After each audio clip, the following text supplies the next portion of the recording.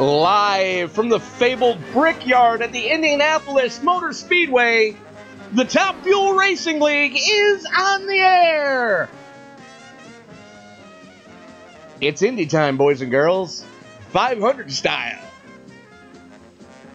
Welcome to the second ever in Top Fuel Racing Indianapolis 500, first time with the DW12s. Tony Trapasso up in the booth with you tonight. And of course, we've got to thank our good friends over at PZ Overlays for providing tonight's overlay. Paul Zoda providing some of the most beautiful overlays in all of iRacing. For more information on how you can get your own, you can find Paul Zoda on his Facebook page. That's Paul Zoda PZ Overlays.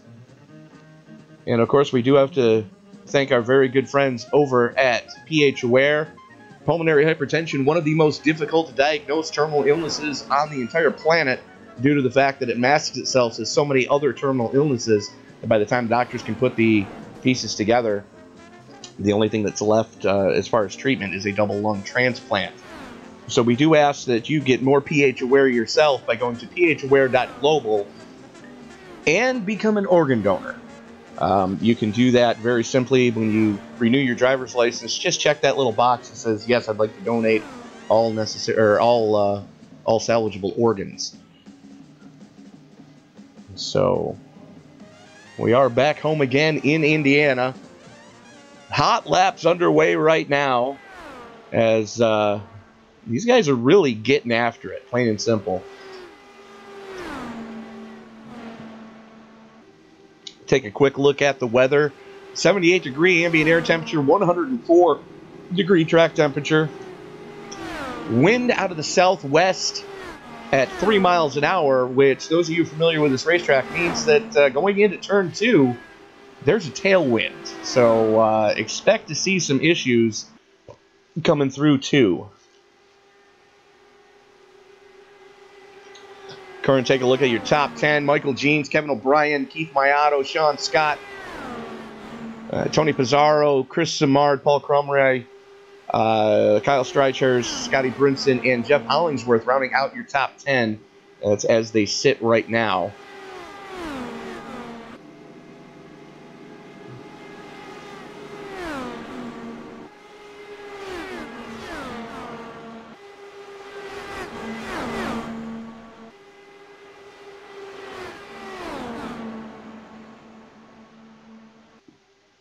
As we are, again, still in the hot lap session. Let's take a quick look at Keith Maiato here.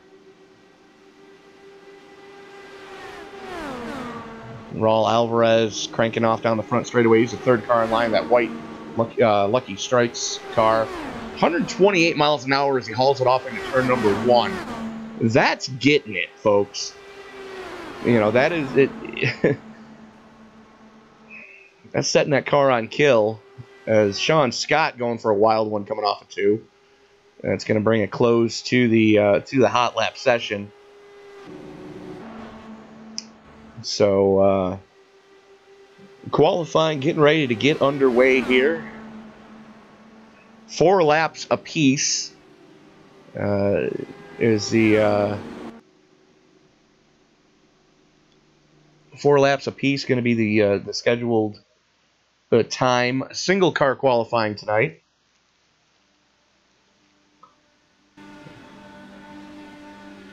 Brandon Stokes looks like he's nope. Mark Walker, nope. Who's going to be the first one to actually roll it?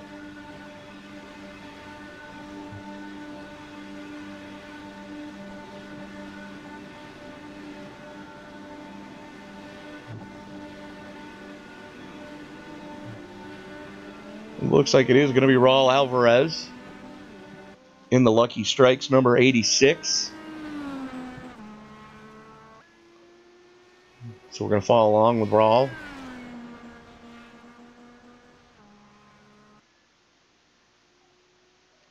Getting up to speed relatively quickly here.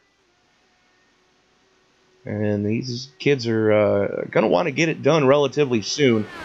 4 laps, just under a minute apiece. We got 10 minutes to do it in.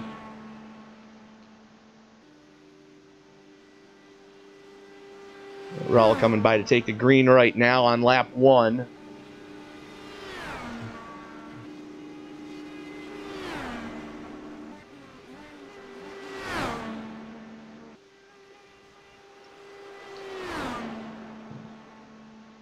Now you're seeing a few mile-an-hour difference without the draft.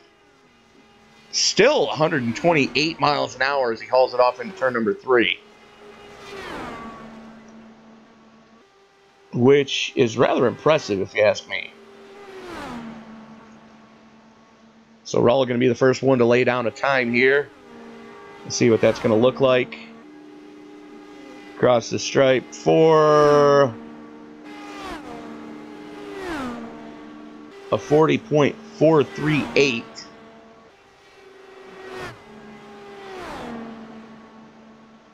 We're going to check in with our very good friend Joe Morganti now. Representing our very good friends over at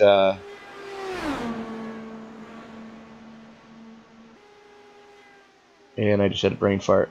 Low Budget TV. Thank you for helping with that one. So Mark McFadden sitting second quick. Keith Maiato blisters 40.062.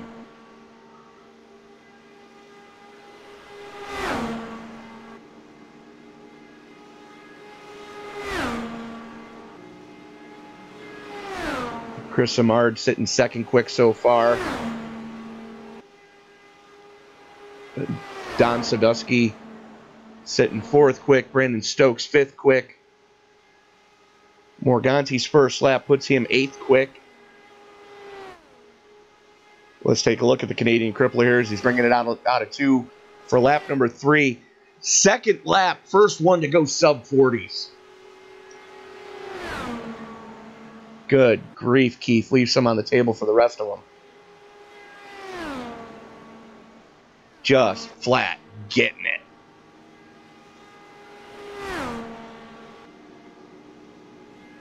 See if he improves any on lap number 3. And he does.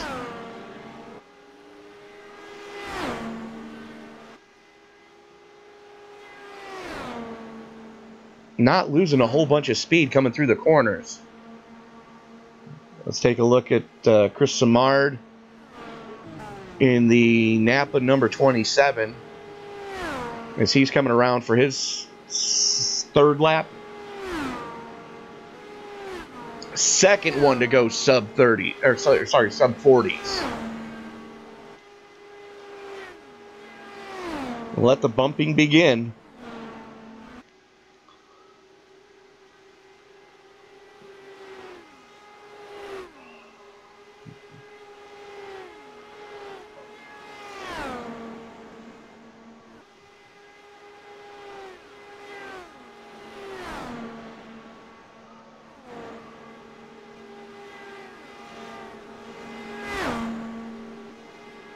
And for his final lap, Samard improves but does not bump Maiato. Let's take a quick look at Justin Michael, I should say. And Tony Bizzarro goes third quick with a 40.006. Just on the cusp of going sub 40. Will Kirk goes up to fourth quick.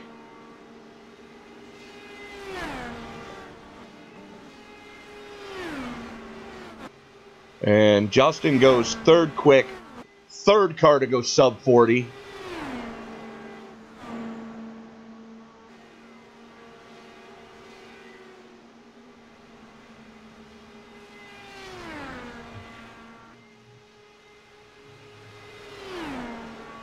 And the guy you've been all waiting for, Sage Karam,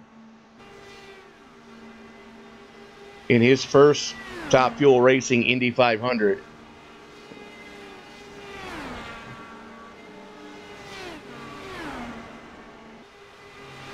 carrying some pretty good speed on his opening lap. Just coming across by to take the green there.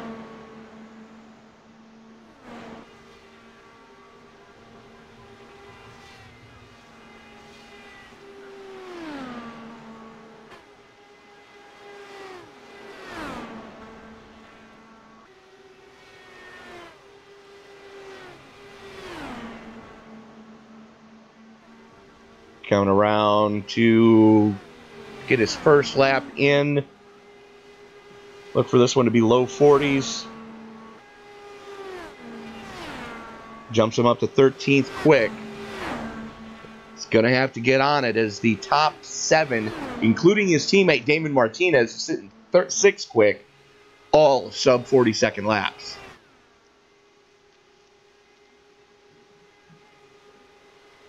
And his teammate Sean Scott, the last one to not go, actually Sam Cooper Bennett, right on the cusp there as well, going 8th quick, 40.002. Karam coming around for his second lap with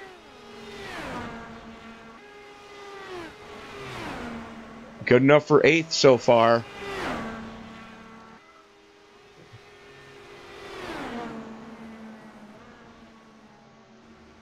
Flirting dangerously close with that outside retaining wall. Coming off of 2. Hauls it down the back straight away. Carrying some really good speed. 128 hauling up in the middle of turn 3. 228 miles an hour. And there it is. All top 10 cars have gone sub 40.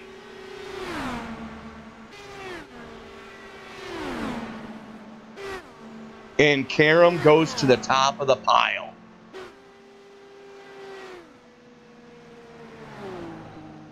Holy cow.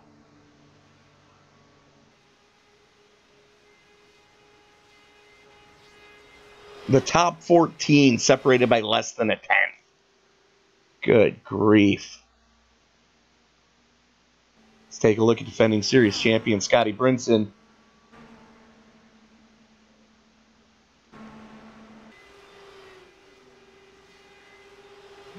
As he's already gone 4th quick and still has 1 left.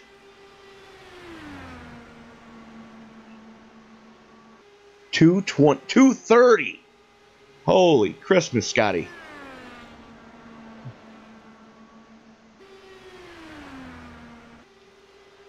Hell of a run going for that sun-kissed number 14.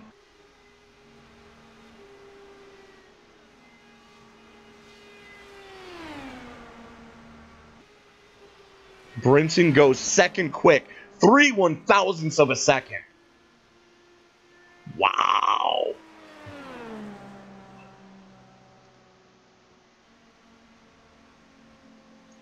Unbelievable. Nate Siefker coming around for his final lap.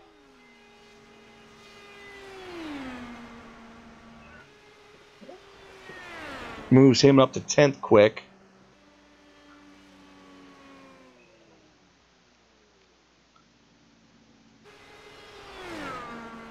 Michael Jean's just taking the green for his 2nd lap.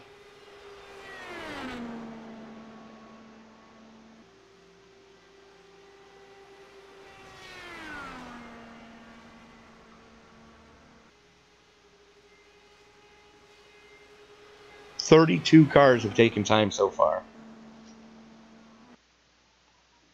And that does it. Michael Jean's not able to get her done there.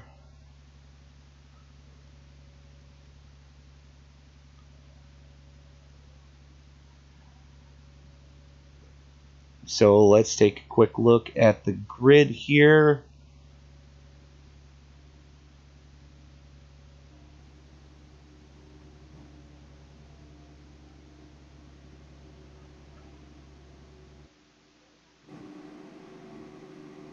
Bear with me, folks. I'm just trying to see if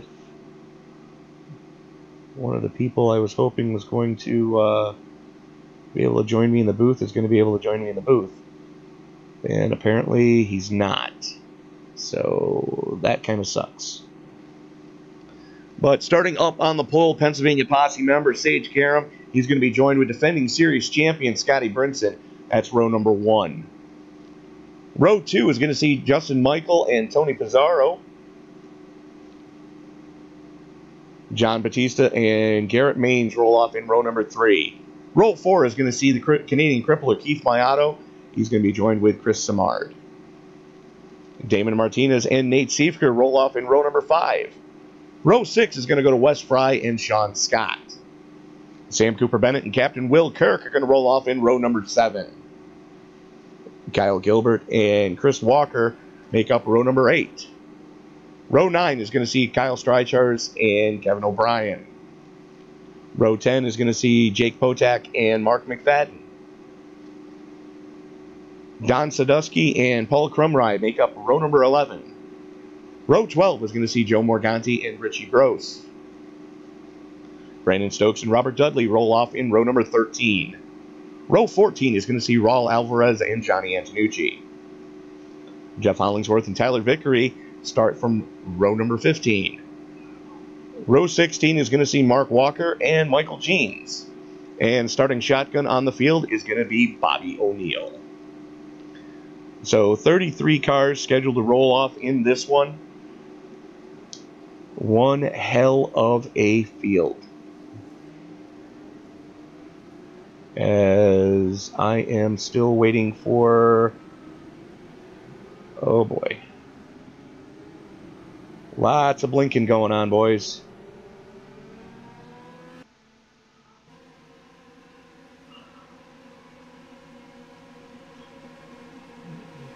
Sage Karam is going to have the button when we go to green.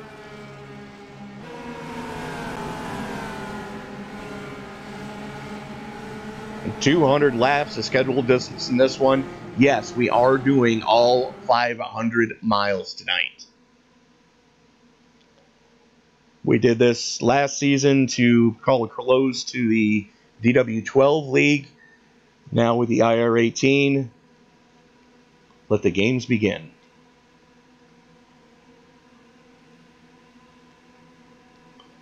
The field working its way down the back straightaway here.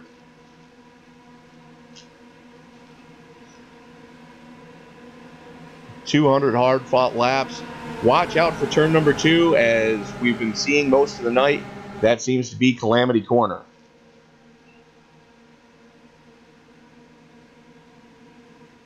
As the field works its way through the number 4 turn, the pace car is going to get ready to make that hard left turn. Sage Karam is going to have control of the field. About the only thing that's left to say is, Grandpa, it's time to pop a Viagra. For the Top Fuel Racing League, it's time to get it on at the Brickyard.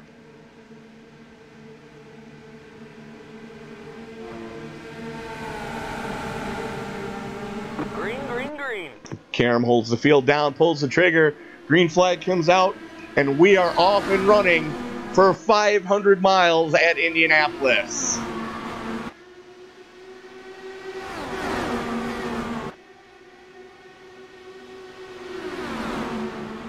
Justin Michael already making some moves on the inside there. And he's bringing a whole gaggle of cars with him. Garrett Maines looking for a hole right now. Michaels gets the pull down the back straightaway. He's going to bring Tony Pizarro with him. And Karam ducks out coming down the front chute. Drag race to the start-finish line. Give that lap to Karam by 47 thousandths of a second.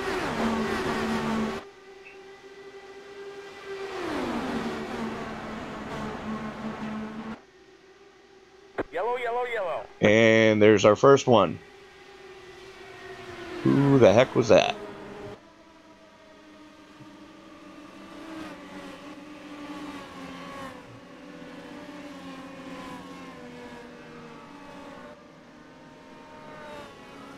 Oh, come on.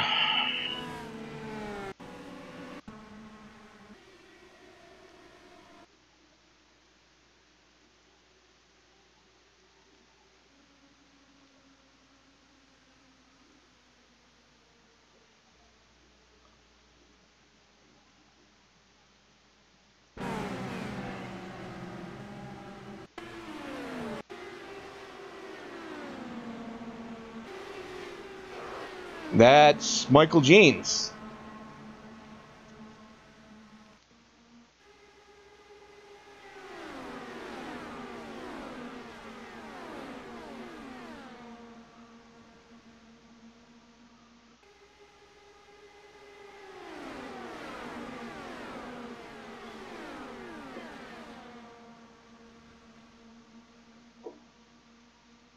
Come on. Damn thing. Okay. The hell is going on here? So, a lot of lag going on.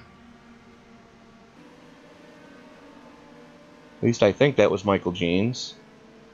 Or was it Richie Brose? Looks like it might have been Richie Brose.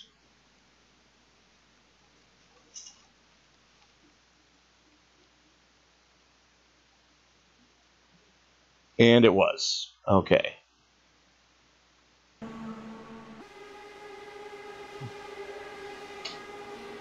So here's Brose getting a decent start, getting a good pull down the front stretch. This is to start lap 2. Got 2 cars in front of him, just eats the exit on turn 1. And again, and that brings out the first caution. Well then, let the games begin.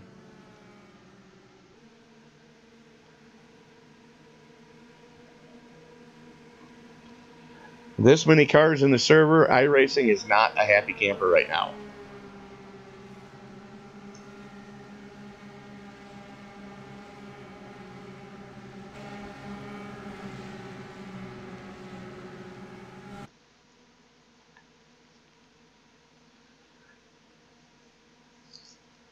So we are going to, who do we want to jinx?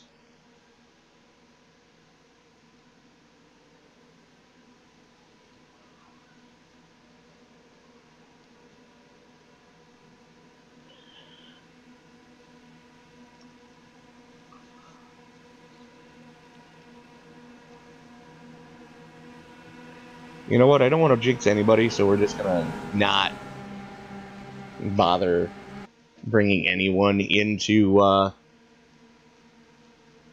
the booth right now, as looks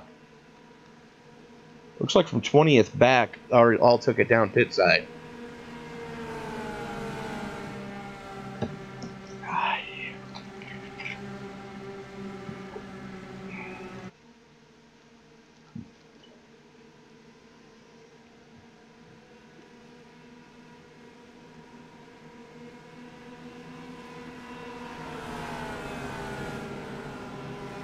So, first caution happening pretty quick, and just missed time that turn number 1 as the lights go out on the pace car.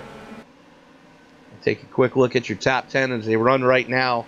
Sage Karam, Justin Michael, Tony Pizarro, Garrett Main, Scotty Brinson, John Batista, Christian Mard, Nate Seifker, Keith Maiato, and David Martinez.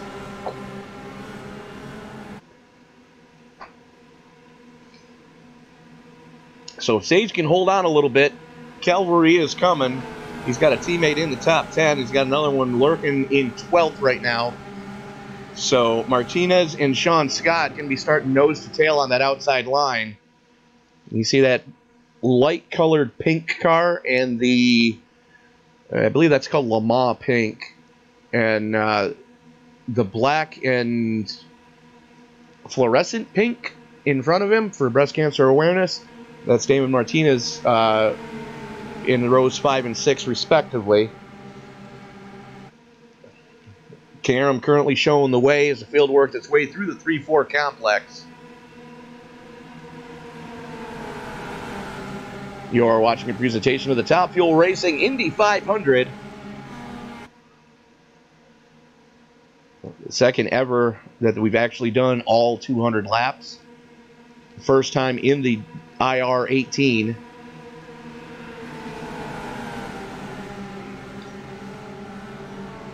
So Karam going to have the button as the pace car gets ready to make that hard left turn onto pit road.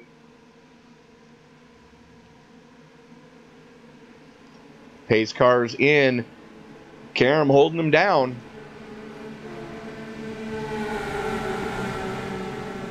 Green flag, green flag. Green flag comes out. Everybody drops the hammer.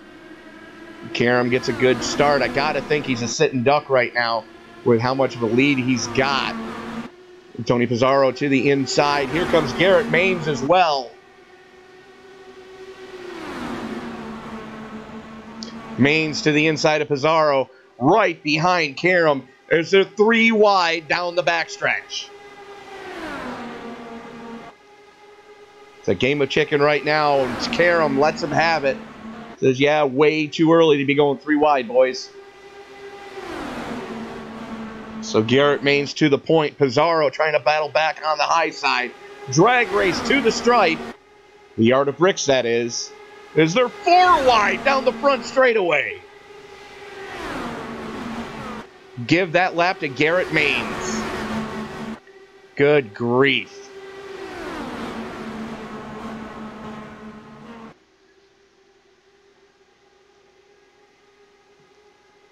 Pizarro to the inside of Karam, as there's a lot of jockeying going on in the back of the pack.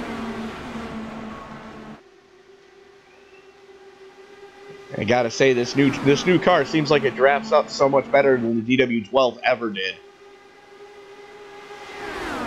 Maines to the inside of Karam. Karam throws the block. They're 3 wide across the yard of bricks. Give that lap to Pizarro.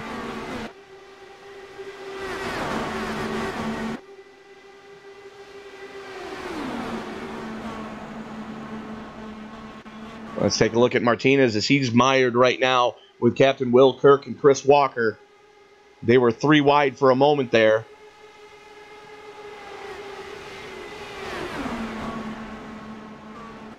That's Martinez working to the inside of Wes Fry. Now sets his sights on Keith Maiato. Getting a good pull off Captain Will Kirk.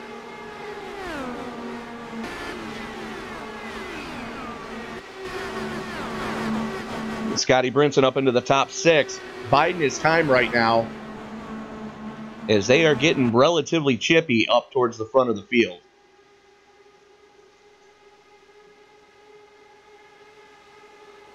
Sage Karam to the inside of Justin Michael. Karam to the point as they work their way through turn number 4.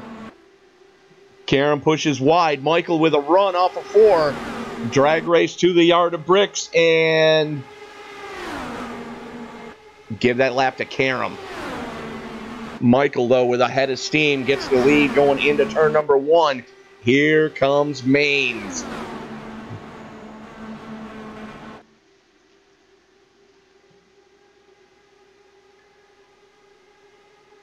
Everybody biding their time right now. Starting to get a little bit single file.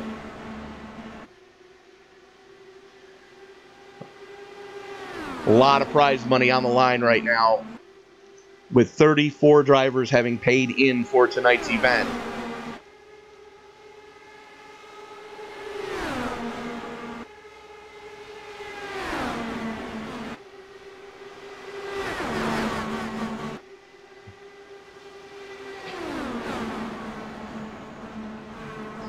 These guys right now are just feeling it out, though. Oh, good grief.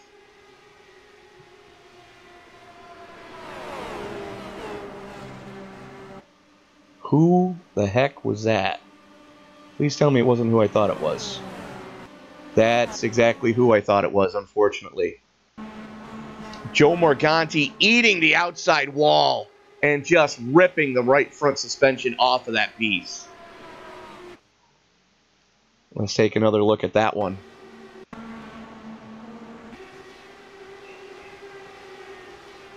Hauls it off into turn number 2. A lot of aero push with the wind playing havoc on that one. Rips the right front completely off the car. And there's our first, thank God this is a simulator moment of the night. That was a hell of a ride. A lot of damage to that 53.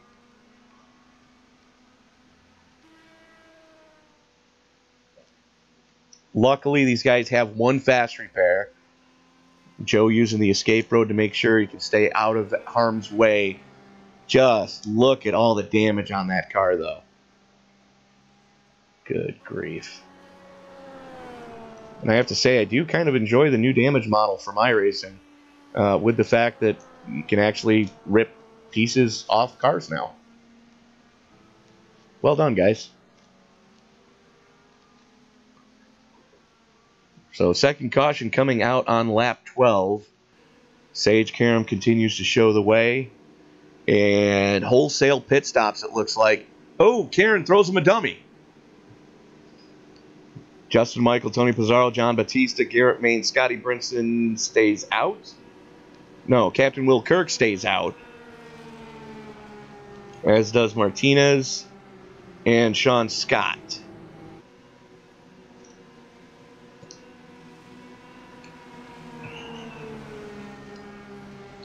Paul Crumright and Robert Dudley both staying out. Let's take a look at the battle off pit road.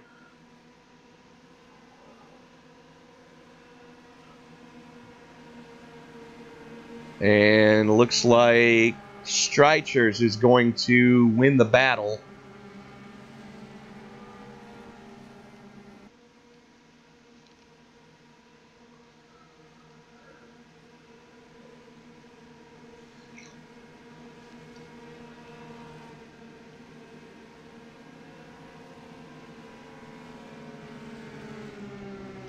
New paint on Kevin O'Brien's car tonight.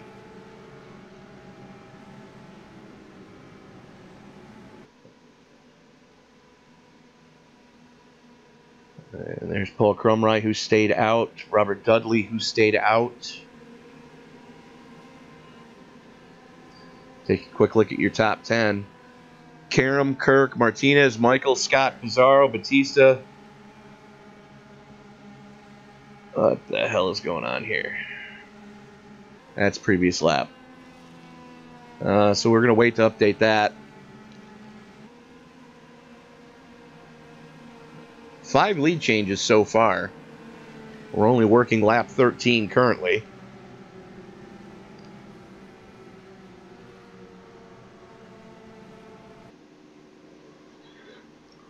Kind of figured that one was going to happen as Kevin O'Brien takes a pit side.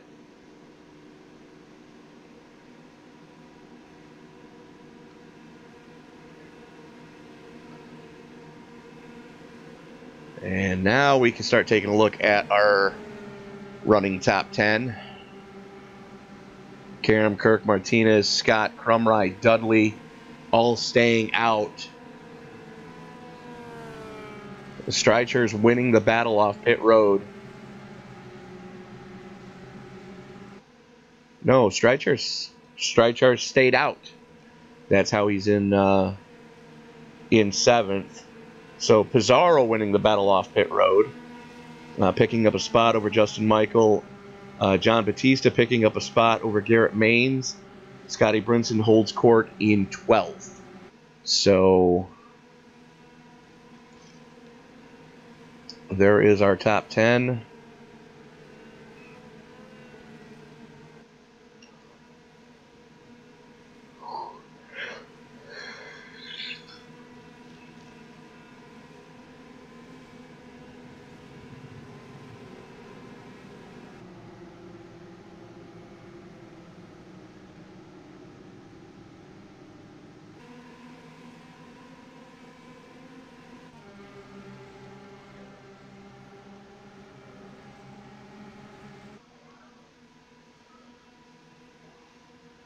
So the battle rages on here at the Brickyard. Working lap 14 of 200.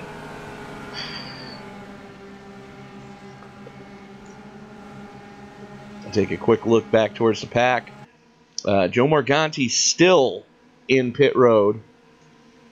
And Richie Brose already put it on the hauler. So started and parked it.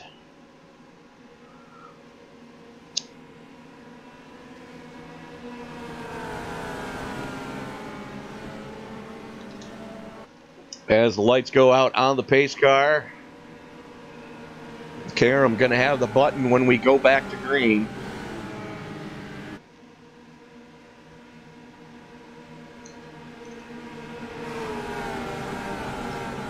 And you got to think he's in the catbird seat right now. Starting behind him is teammate Damon Martinez in the 13.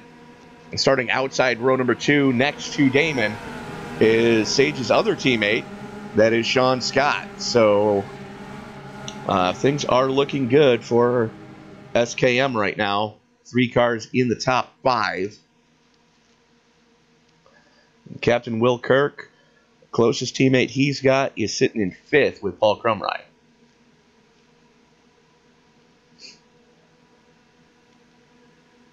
Field working its way down the back straightaway.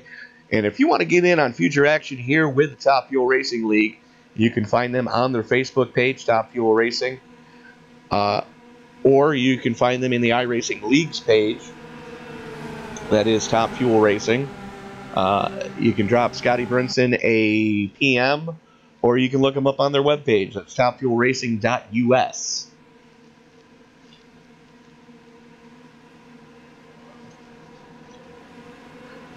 Field working its way through turn number 4.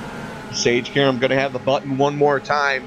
Pace car getting ready to make that hard left turn onto pit road. The Karam and Kirk on your front row. And you know Kirk's got to be licking his chops right now, knowing that with any little bit of draft, he's got something for Sage Karam. Green, green, green. Karam pulls the trigger, and Will Kirk throws the block on Damon Martinez. They haul it off into turn number 1. Martinez right on his rear wing right now. Crumrye to the inside of Robert Dudley. Picks up the spot. Kirk now sets his sights on Sage Karam. Throws it way down to the inside. Sage Karam saw it going and went, yeah, you know what? Go ahead. Not going to fight you that hard this early. Crumrye to the inside of Martinez. Actually, this is Sean Scott that is to the inside of Martinez with a car length advantage. Will Kirk protecting that inside line. Karam with a good pull down the front stretch.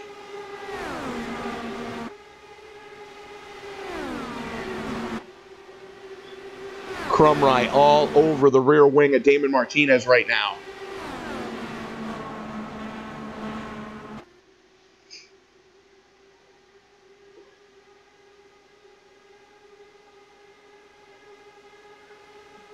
That's John Batista working the outside of Robert Dudley. Dudley just lets him go. Batista and Pizarro had a hell of a run going down the backstretch. Garrett Maines now the next in line. As they snake their way down the front straightaway. Captain Will Kirk leads another one. Sage Karam in second. Damon Martinez in third. Paul Crumrye fourth. Sean Scott holds down the number 5 slot. Garrett Maines flirting with disaster coming through the short chute. Went to the inside, had to use part of pit road. And that's Sean Scott working to the inside of Paul Crumrye right now. Crumrye able to keep it wound up in that second lane.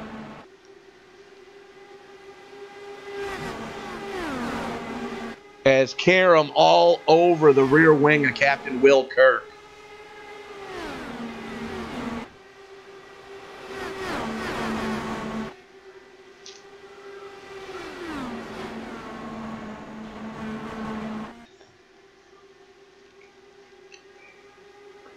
Still snaking their way down the back straightaway.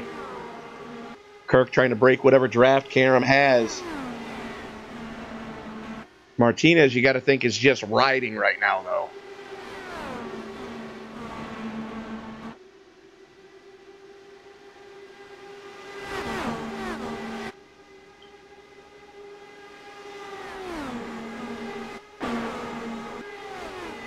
That's Pizarro. 3 wide going into turn number 1. Pizarro on the high side. Sean Scott in the middle, and that was Garrett Maines on the low side. Maines wisely backing out of it, realizing, hey, we're only working lap 20, guys.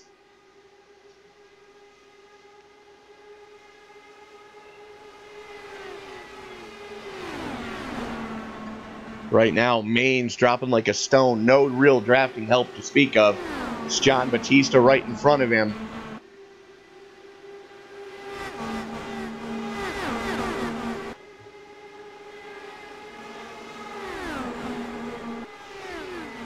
Field starting to get strung out a little bit. Closest battle right now is that's Chris Simard and Kyle Streichars. And don't count out Nate Siefker.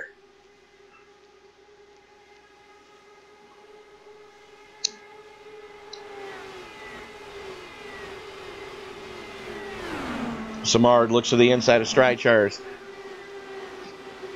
Thinks better of it going through the short chute. Ducks right back in behind him. Now has Nate Siefker all over his rear wing. Siefker looks to the inside, breaks out of the trap, gives himself some running room.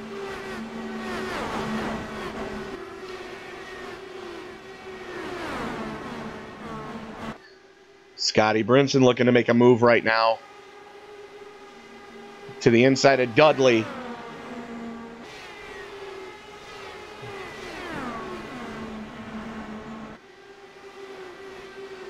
Gets the clear and now sets his sights on Justin Michael.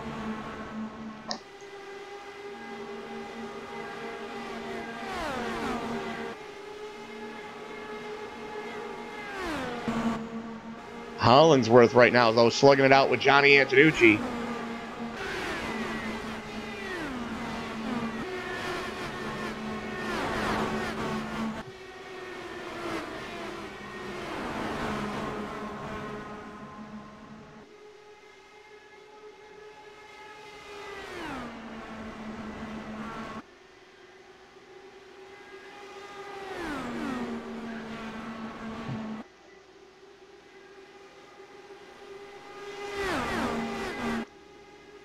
Meanwhile, up in front, Will Kirk continues to show the way.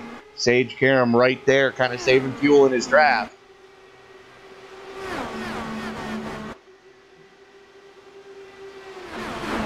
Streichars and Siefker side by side.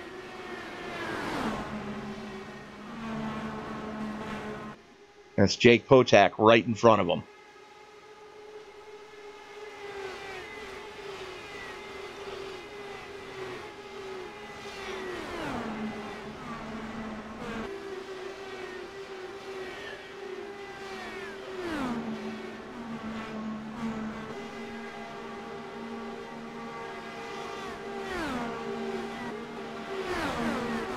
As Stokes and Chris Walker go side by side for 20th.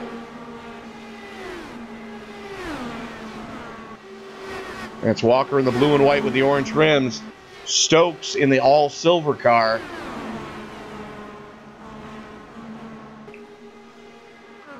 Meanwhile, John Batista all over the rear wing of Sean Scott.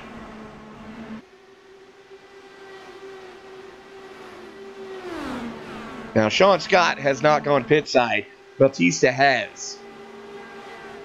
So if this stays green, as we are working lap 26, I think we're about to see what a fuel window is going to look like. Some of these guys are probably going to need to go pit side relatively soon.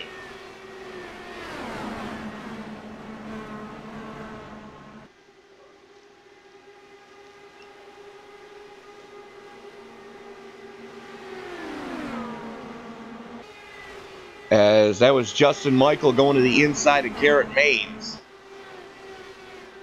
Making it look just that easy.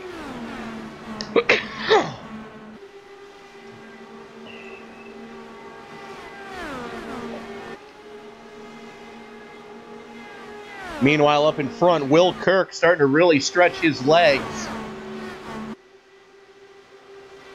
That's what 0.4 of a second looks like between Will Kirk and Sage Karam. And you're another almost 4 seconds back to Damon Martinez. Field starting to get strung out.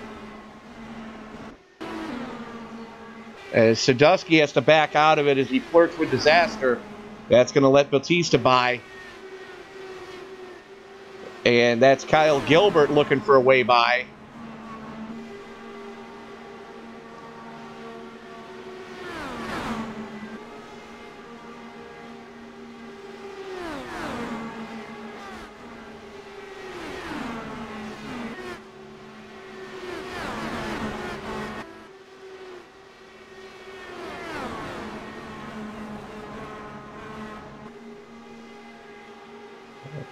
Seifker working on Robert Dudley right now.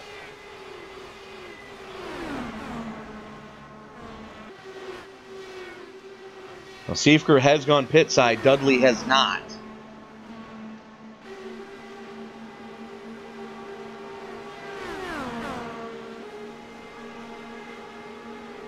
As we are working lap 29 of 200. Now look for that to play a factor with the tire wear. 13 lap difference. Some of these guys have not worn all of the goodie off their tires yet. You got to think, though, that Will Kirk, Sage Karam, Damon Martinez, Paul Crumry, Sean Scott, and Robert Dudley all have, as they are closing in on 30 lap old tires.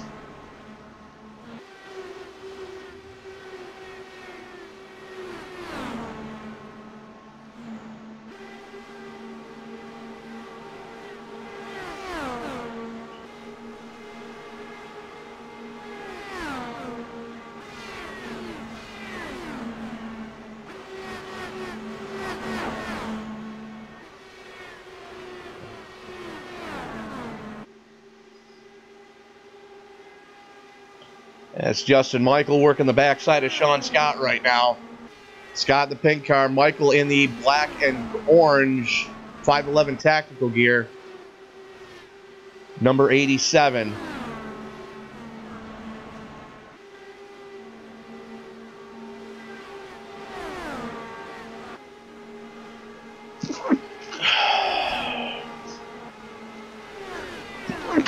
Excuse me.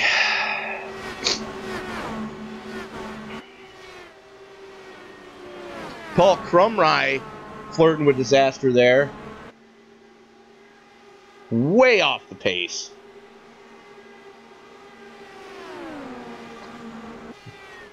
Crumry just had to save one. Looks like he's going pit side. Crumry might be out of fuel.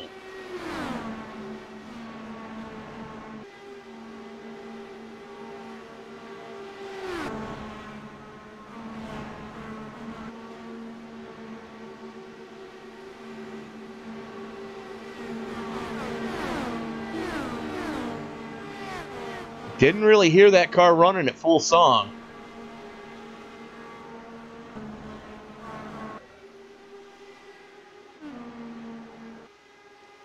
So green flag stops have begun for those who didn't pit.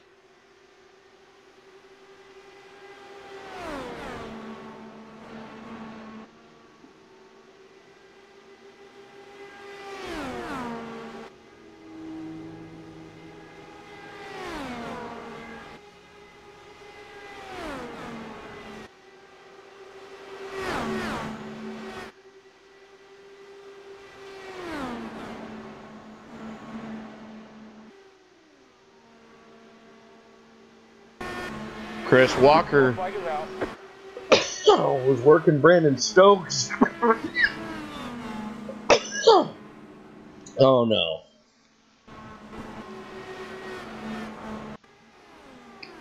What just happened?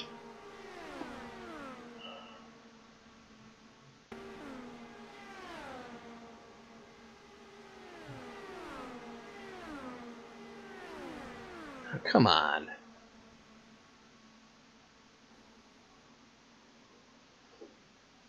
Really, guys? iRacing, you're pissing me off tonight.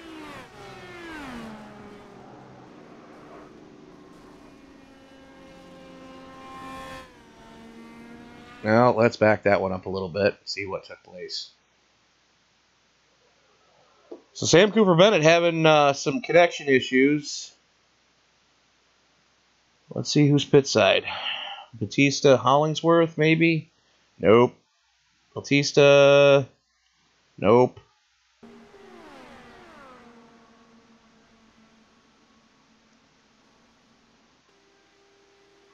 No, it wasn't Hollingsworth. Was it Bobby O'Neill?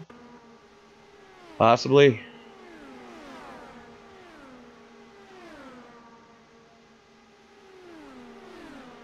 Well, Hollingsworth had a throughput.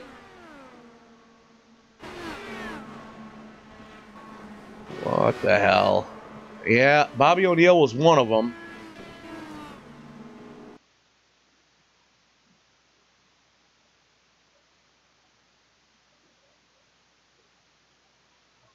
So he and Sam Cooper Bennett both blinked out at the same time, and unfortunately, they had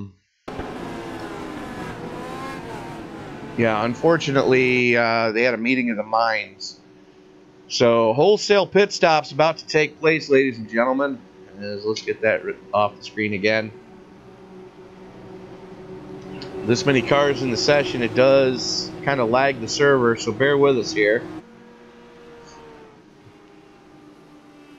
Everybody into their pit stall. Let's take a look at the pit timer. Will Kirk down and away. And give that one to Tony Pizarro.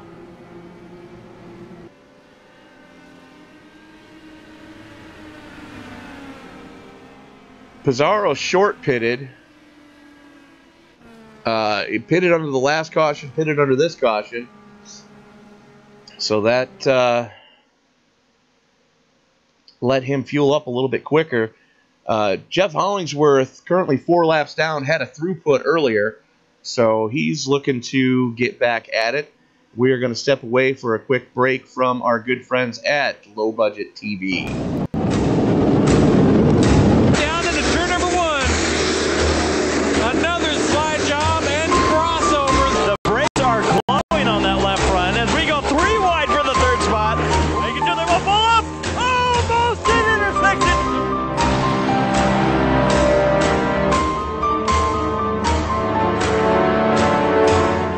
Almost pushing each other into the intersection and around.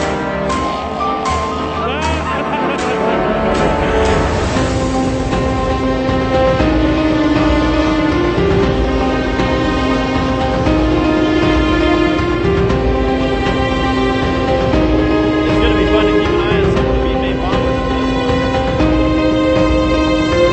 Gotta keep an eye on it all, but this is the battle to watch right here, the battle for 3rd.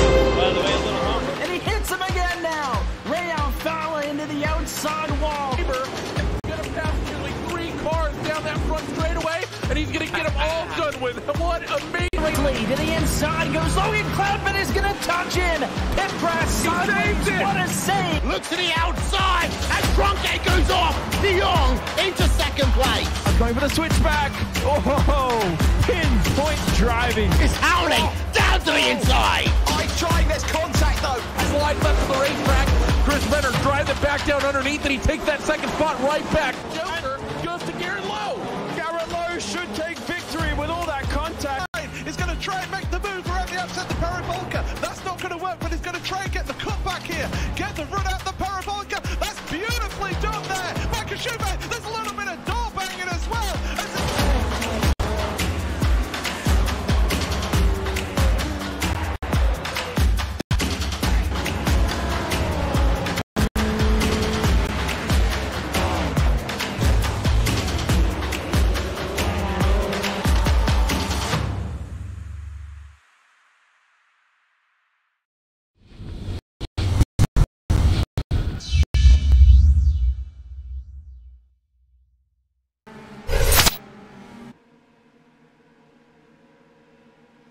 And we are back from the Brickyard.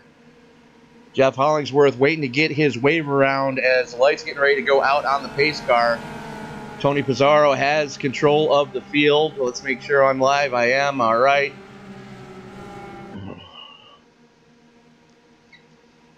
Quick rundown of your top 10.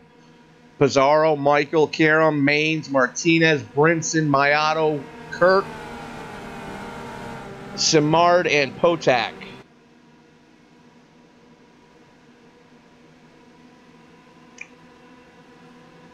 Will Kirk, longest stop of the pit stops, 12-1 in his box. As Hollingsworth going to start honking on it to try to catch up to the tail end of the field as the lights go out on the pace car. And Pizarro, not sure what he's doing. Was originally going to take the outside line, now goes back to the inside line.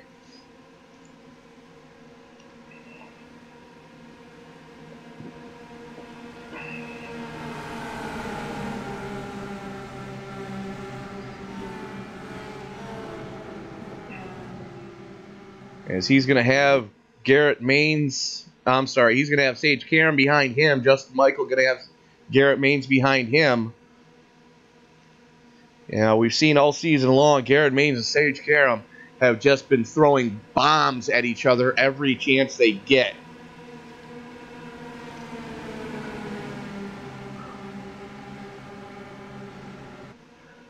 Don't count out defending series champion Scotty Brinson, currently sitting in 6th, right behind Maines. And he's got Damon Martinez to his inside. So things could bode well for SKM.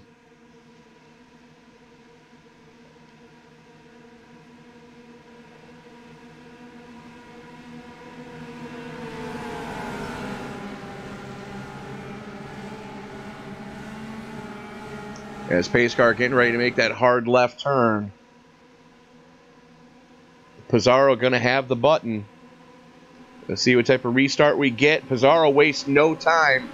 He rolls into it, and we are back underway. Green flag. Green flag comes back out. Pizarro leads him off into turn number 1. Sage Karam gets cut off by Justin Michael. Michael just throws a block from hell. Here comes Garrett Maines on the high side as well. He goes side by side with Scotty Brinson. Brinson on a charge.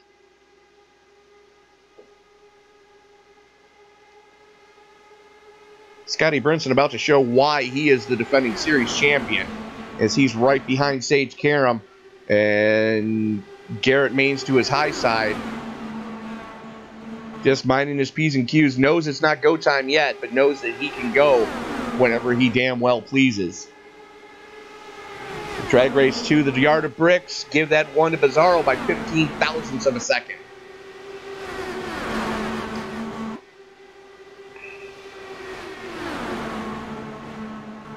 Brinson to the inside of Karam. Makes the pass look just that easy coming off of turn 2.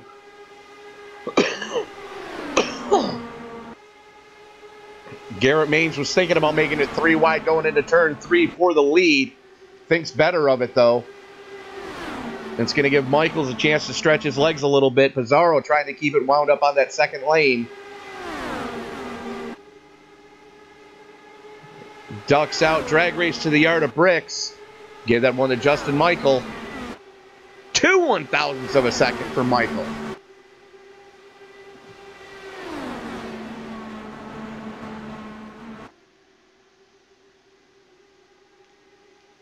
Pizarro with a head of steam, though, gets the lead going into turn number 1. Michael back to the point. These guys are getting hella racy up towards the front of the field already.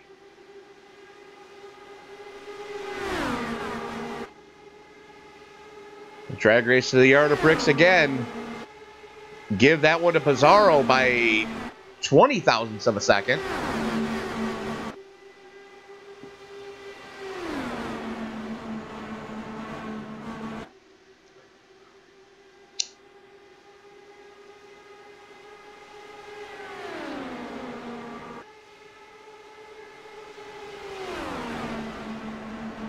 Scotty Brinson looking to the inside of Garrett Maines for 3rd. Thinks better of it. Drops back in line. Gets a good run coming off of turn number 4. Going to try to use the draft down the front stretch. A little too far away right now.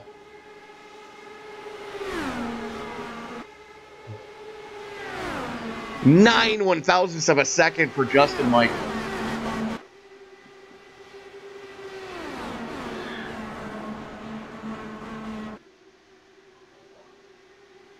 And to give you folks an idea, you blink at 7 1,000ths of a second. So just over the blink of an eye is how close that was at the stripe. The yard of bricks. Don't kill me.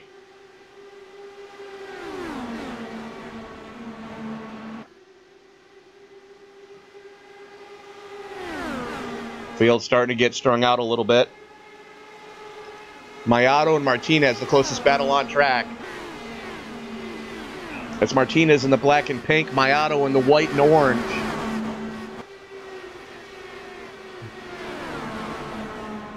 As Martinez all over the rear wing of Jake Potak.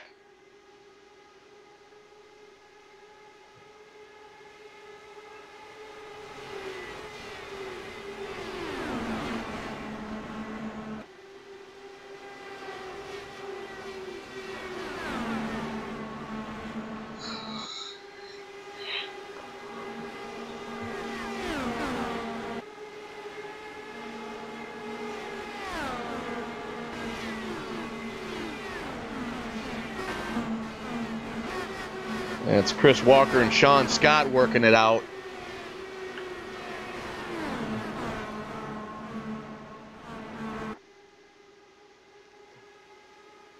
Sean Scott now sets his sights on Brandon Stokes in the 35.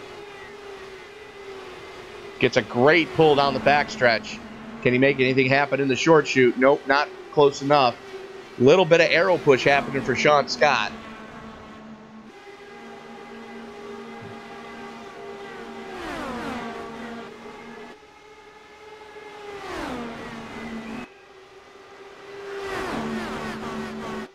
Tony Pizarro and Justin Michaels still hammer and nail.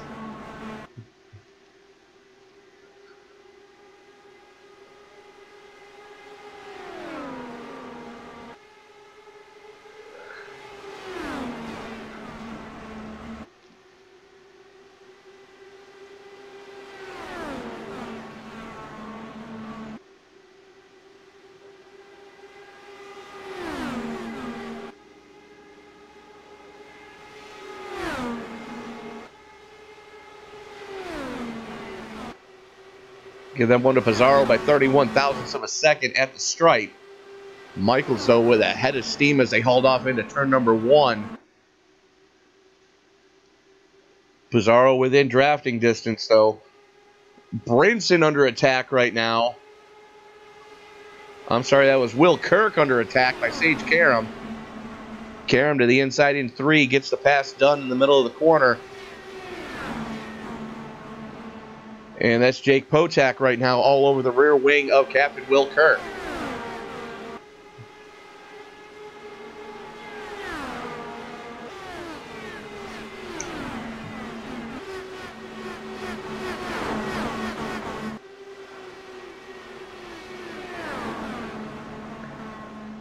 Potak feeling the arrow push right now.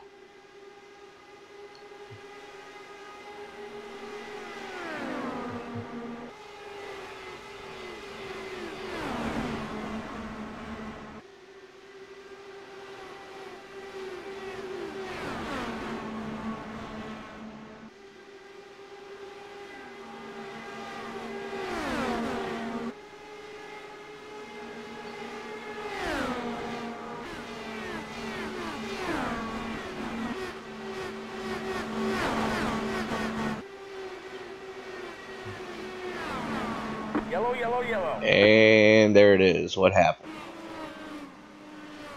Kyle Gilbert going on a wild one. Let's take a look. He looks... Oh, he had a lot of help. It's Gilbert in a white and red car. Gets into the back of... I did not see who that was, but that was Sean Scott who finished him off, though.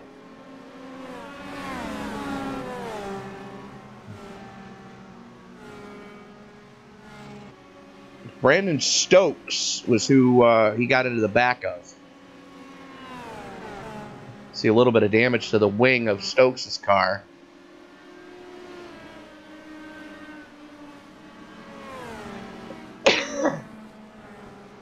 Kyle Gilbert going on one. A hell of a ride there.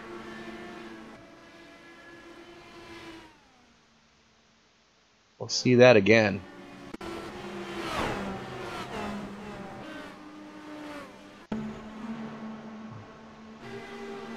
Come on.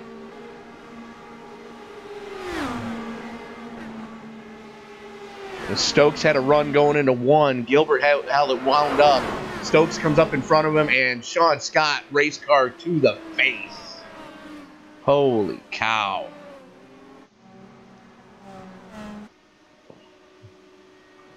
And I'm being told by the boys in the truck, we have a helmet cam. This is Sean Scott's in-car. Take a tear off, kid. And just, boom, snap, see ya, bye. He saw it happen and just had no chance to even think of reacting, though.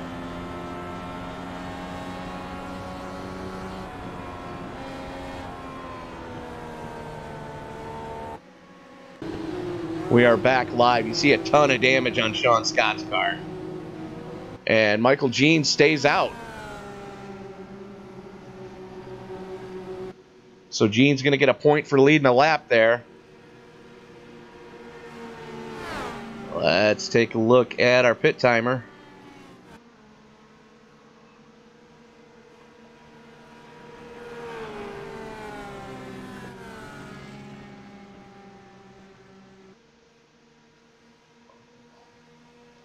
Justin Michael going to win the battle off pit road. Tony Pizarro. Sage Karam picking up a couple of spots. Garrett Maines, Will Kirk.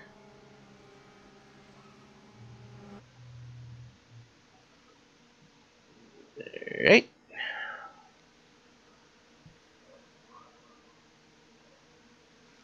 Scott Brinson, Damon Martinez, Jake Potak, and Keith Maiato rounding out your top 10.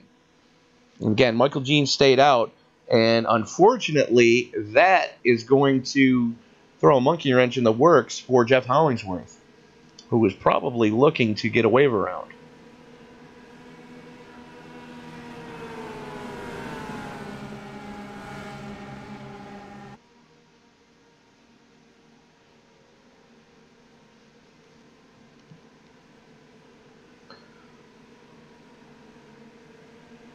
One quarter of the way through.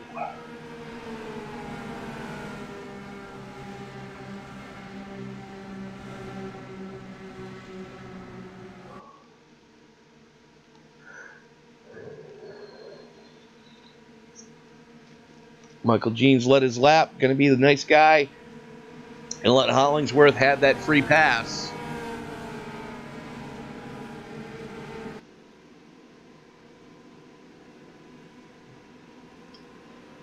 Looks like 27 cars still on the lead lap. Make that 26. Brandon Stokes goes a lap down. 53 of Joe Morganti still in the pits. John Bautista still in the pits. Jeff Hollingsworth looking to get that wave. Bobby O'Neill put it on the hauler, as did Richie Brose. Mark McFadden and Bob Lacavara were the two alternates that did not take the green. That's going to hand the lead of the race over to Justin Michael in the 511 Tactical number 87. Tony Pizarro in the Lowe's number 6 at second. Sage Karam in the Wix Filters number 22. Garrett Maines in the Logitech number 12. Captain Will Kirk in the Multiple Sclerosis number 9. Scotty Brinson in the Sunkiss number 14, your defending series champion. And you've got Damon Martinez in the Breast Cancer Awareness number 13.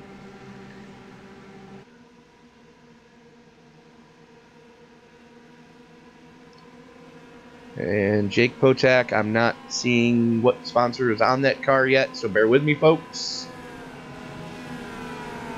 Looks like Tiger Rack, number 18, Keith Maiato in the Repsol number 19, and Chris Samard in the Napa Auto Parts number 27, rounding out your top 10.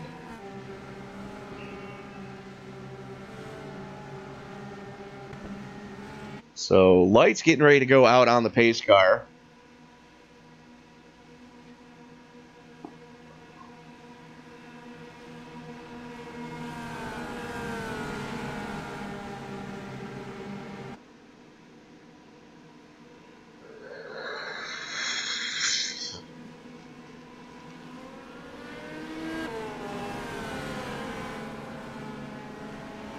As the lights do go out, Jeff Hollingsworth gets the wave to get one of his laps back.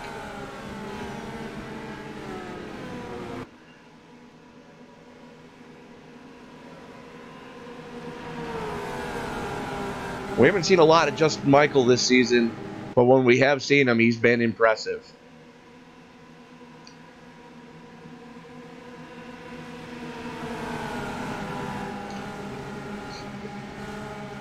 And behind him, he has five of the most impressive drivers we've seen so far this season, with Sage Karam, Garrett Maines, Will Kirk, David Martinez, Scotty Brinson, all of whom have just... It's the usual suspects right there. Tony Pizarro, relatively new to the league, so can't call him a usual suspect yet. but he has been impressive as well when he's been here. So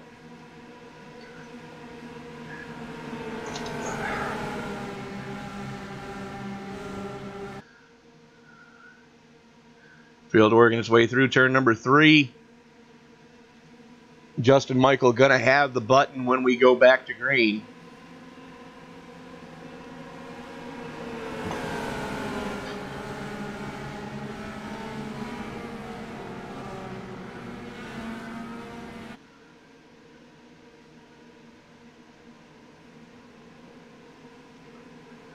Pace cars in. Michael has the button and pulls the trigger, and we are back live as Tony Pizarro drops down immediately in front of Sage Karam, trying to pick up the draft from Justin. Garrett Maines side by side with Karam now has to deal with Scotty Brinson in the 14 Sunkissed. Here comes Pizarro to the inside of Michael.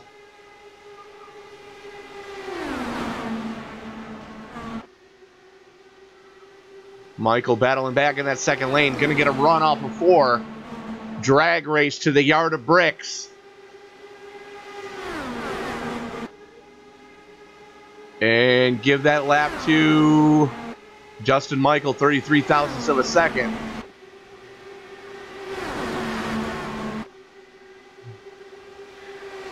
These guys are just flat, throwing bombs at each other. And Jeff Hollingsworth looked like he's just coming out of the pits now. So that's going to be a rough one for Hollingsworth. He's going to be going a lap down relatively soon here, as everybody coming with a head of steam.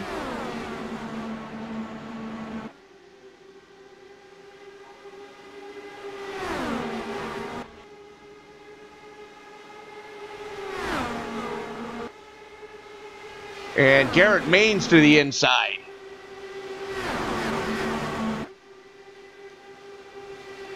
Drops down behind Michael as they haul off and out of turn number 2. Down the back straightaway they come. Maines with a great pull.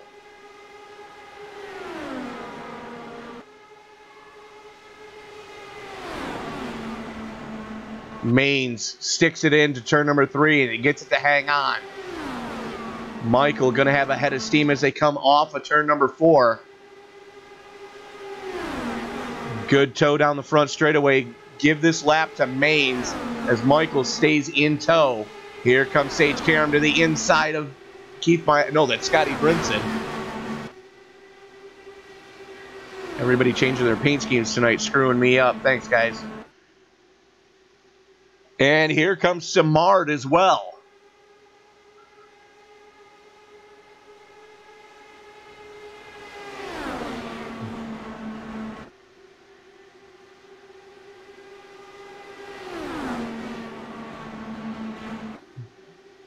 Justin Michael with a toe coming down the front straightaway. Garrett Maines peeks out. Drag race to the yard of bricks. Give that one to Maines by 27 thousandths of a second.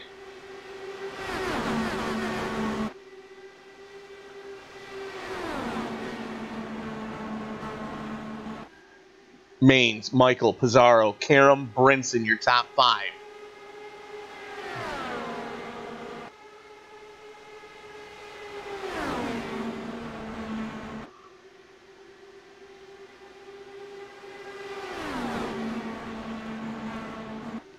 Michael sticks it in, coming off of 4. Gets a good run. Maines ducks out again. Drag race to the yard of bricks. And give that one to Maines. 20 thousandths of a second.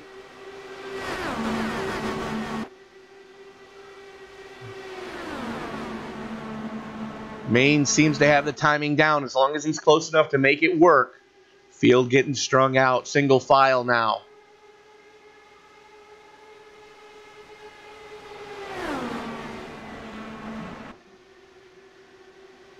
The only real swapping going on is right here at the front of the field between Maines and Michael. Maines to the inside again.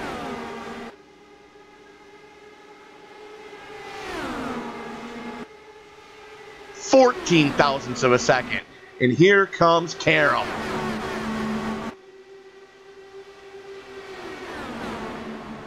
Karam to the inside of Tony Pizarro, up into third.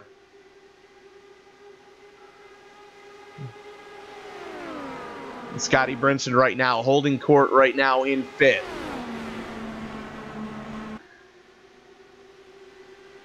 Nine laps on their tires.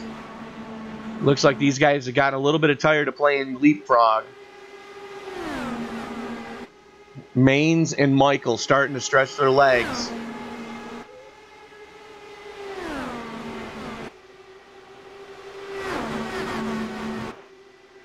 Maines had it at the stripe.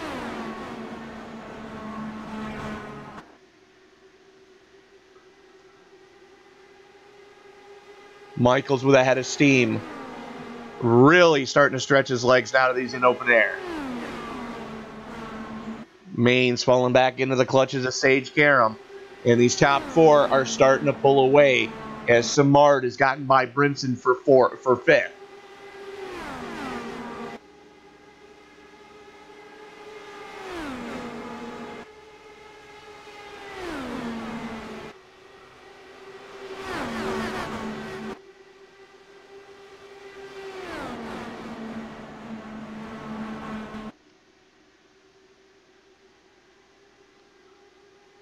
Samard doing everything he can to reel in Tony Pizarro.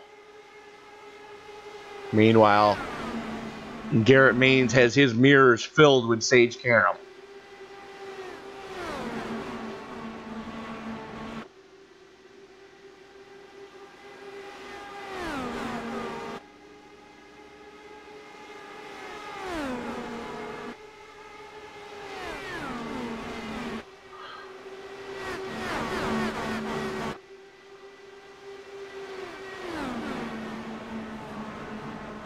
Justin Michael starting to stretch his legs a little bit. Closest battle on track right here. It's Chris Walker and Kyle Gilbert going at it. It's Walker to the inside. Gilbert on the high side. Gilbert trying to keep it wound up. Walker sees what's going on, lifts out of it, so he stays off of Gilbert. Going to try it again down the front chute.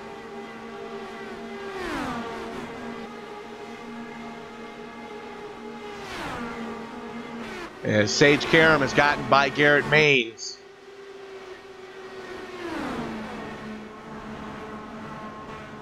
Maines may have worn all the goodie off his tires already. Scotty Brinson drops to the inside to pick up Jake Potak.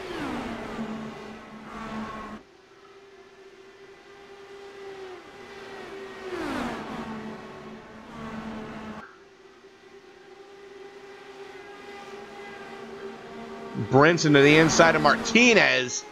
Makes it happen. Martinez tries to come back on him. Bombs it into turn number one. Brinson able to keep it wound up in that second lane. Potak goes to the inside of Brinson now. They're side by side coming off of two. Brinson's got a toe, and wow, what a bad one.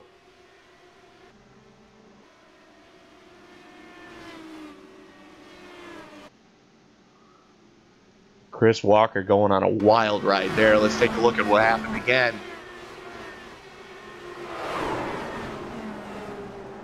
Looks like he might have had some help from Kyle Gilbert. Unfortunately, oh no. He collects Michael Jeans and Jeff Hollingsworth. Oh, that's not what Hollingsworth was hoping for. That was a bad one.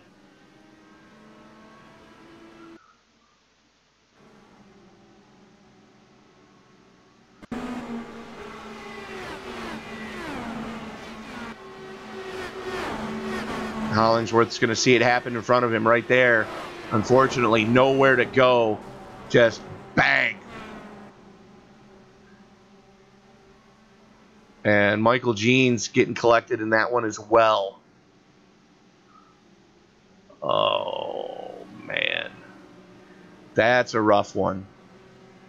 Looks like Michael Jeans may have had some help from Johnny Antonucci.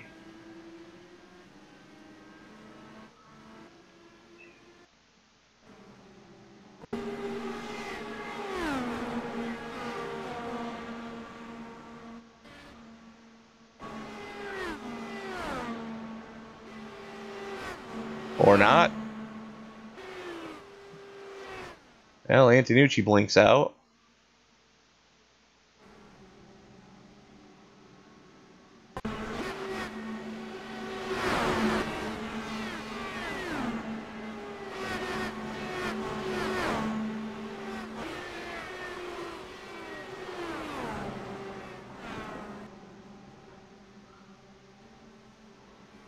Sam Cooper Bennett catching a piece of that one as well. Oh, that's not good. Heavy front end damage for Sam Cooper Bennett.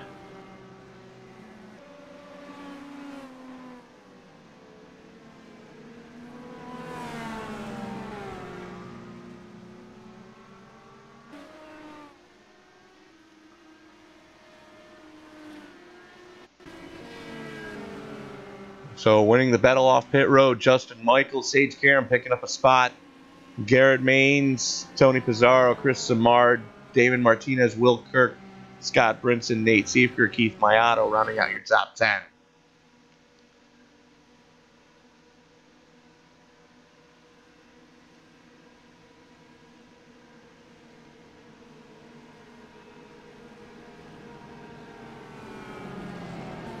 Unfortunately, the pits were not open for Jeff Hollingsworth, so he has to wait. Oh, man. Not what you were hoping for.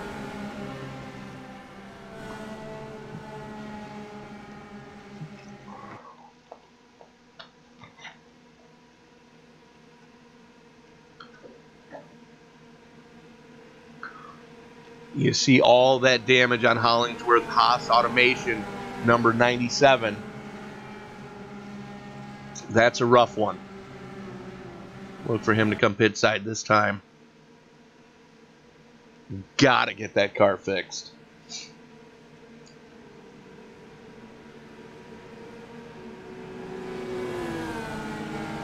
Michael Jeans looks like he has put it on the hauler. Chris Walker possibly has put it on the hauler. Kerry Cleaver.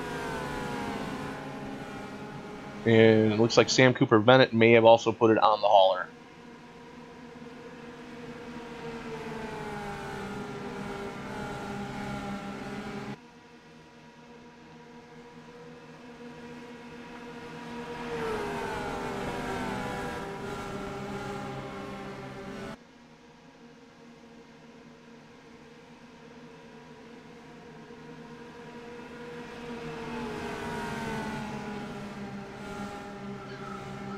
So caution number 5, working lap 67 of 200. You are watching a presentation of the Top Fuel Racing Indy 500, the second ever Indy 500 we've done here in Top Fuel Racing. First time with the IR18. Last time we did it was with the DW12.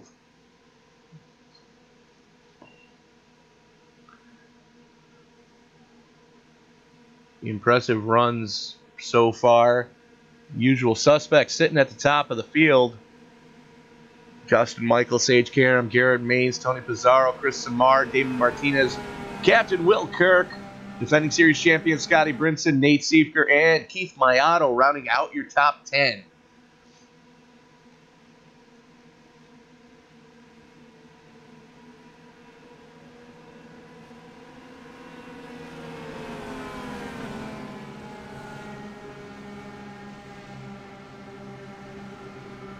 Looks like lights getting ready to go out on the pace car.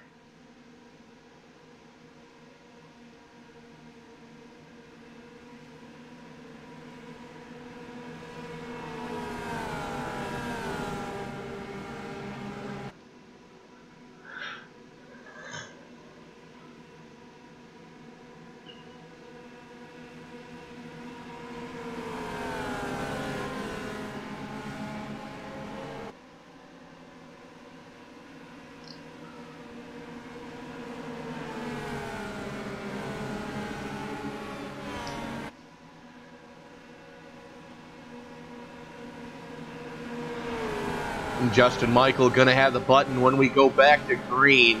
Sage Karam going to be starting to his outside.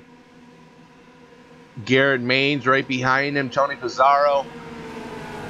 Chris Simard and Damon Martinez running at the top 6. You got Captain Will Kirk and teammate Scotty Brinson starting side by side in row number 4. And then you got Siefker and Maiato starting right behind them.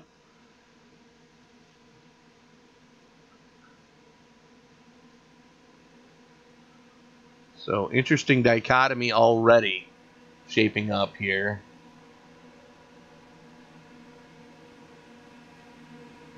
Sam Cooper Bennett is back out on track and still on the lead lap. So good to see that taking place.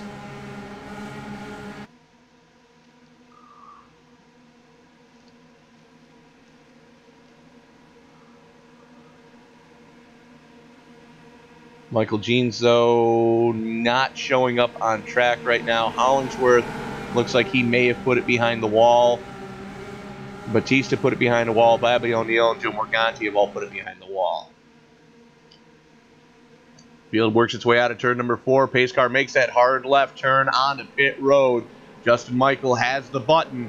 Holds him down a little bit. Finally rolls into it. Garrett Maines rolls in with him. Maines timed it just about perfect.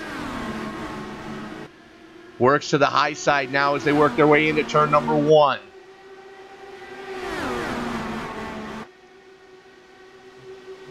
There's no real love lost between your top 3 right now, as these guys have just gotten after it all season long.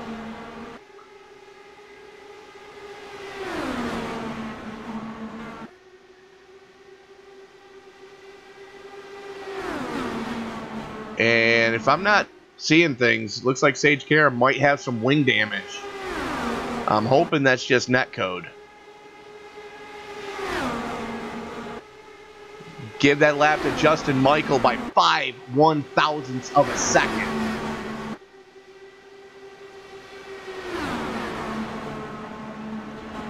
Sage Karam with a power move on the inside. Drag race down the back straightaway. Karam with absolutely no drafting help as they haul it off into turn number 3.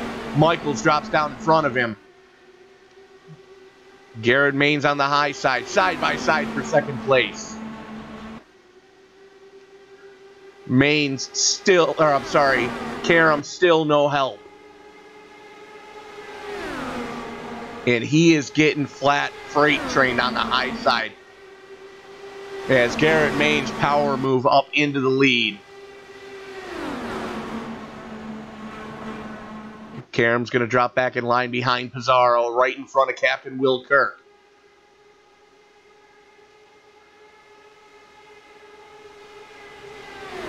Field starting to get strung out.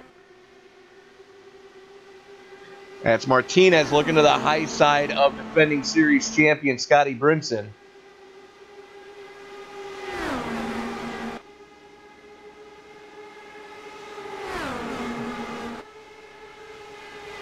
$19,000ths of a second for Justin Michael at the Yard of Bricks.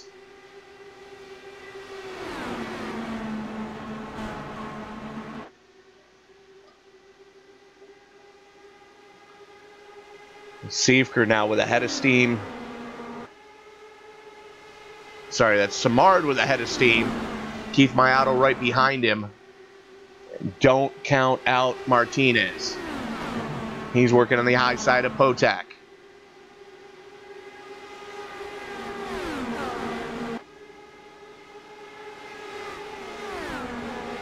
Give that one to Maines, 27,000ths of a second at the stripe.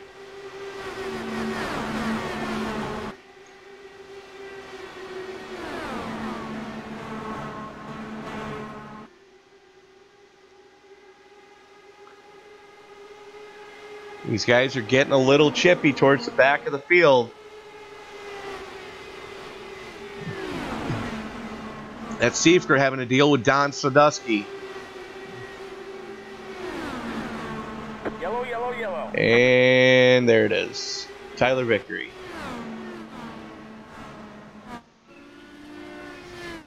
What happened to Tyler? Here they are going into turn number 3. Vickery on the high side. and makes contact. I did not get a good look at who that was. Kerry Cleaver? Nope.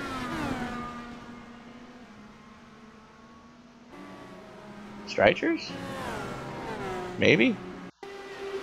Yep. That was Kyle. What happened with Streichers? I gotta find him again. Hang tight for me, folks. Come on.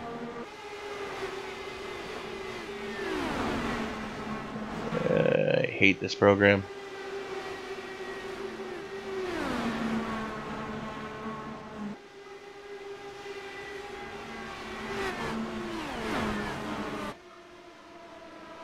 Oh, come on.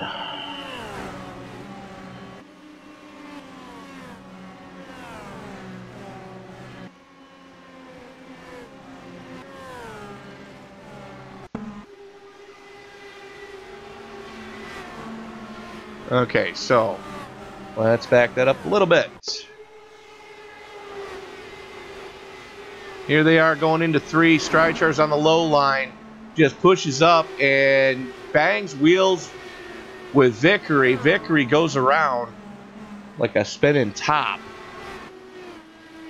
Doesn't look like anybody got into him. Let's take a look at that one more time.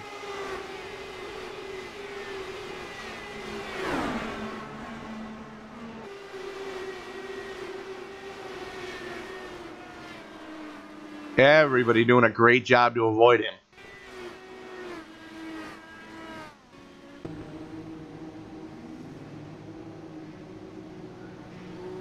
As he hits his stall, and looks like Kevin O'Brien stays out.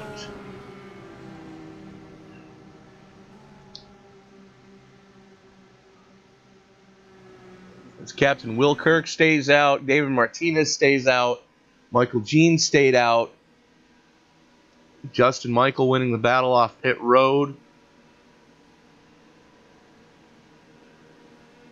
Garrett Maines comes out in 6th, Sage Karam in 7th, Tony Pizarro, Chris Samard, and Jake Potak rounding out your top 10.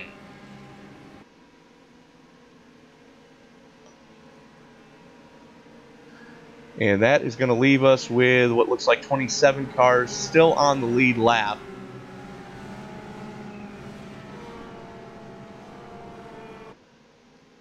Streichers just lost a lap in the pits. Not sure if he's burned his fast repair or not.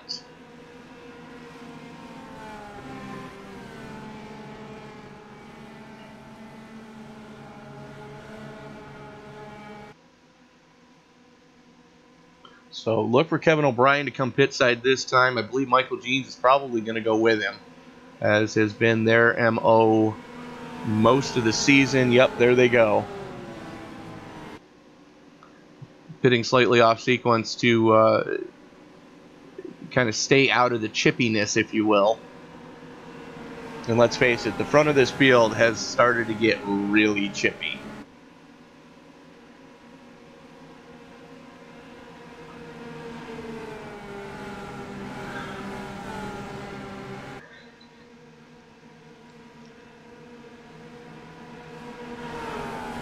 Nine-lap difference on the haves and have-nots. Will Kirk and Damon Martinez stay out.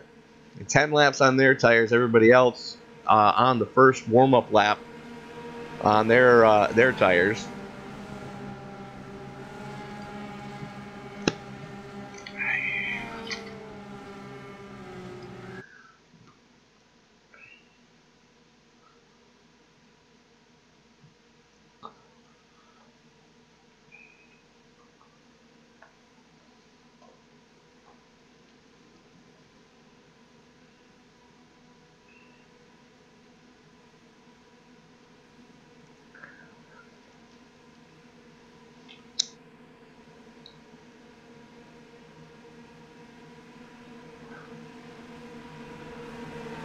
You are watching a presentation of the Top Fuel Racing Indy 500. They do this every Wednesday night at different tracks around iRacing. IR18 is the car of choice this season. If you'd like to get involved, you can find them on their webpage, topfuelracing.us. You can find them on their Facebook page, Top Fuel Racing League. Or you can find them in the iRacing. Tonight's Heartburn brought to you by Smithfield Meats. Or you can find them on their iRacing League page, Top Fuel Racing. Every Wednesday night, session goes up at about 7:30 Eastern Time for a 90-minute practice session, followed by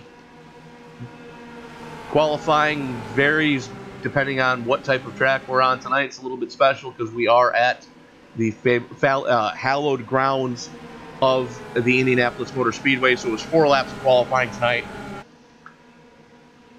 And they do run a combination of ovals, road courses, and so on. About the only thing they don't run is a figure 8, which I'm trying to talk Scotty Brinson into having that be the all-star race just to see what happens. Because I'm sick like that.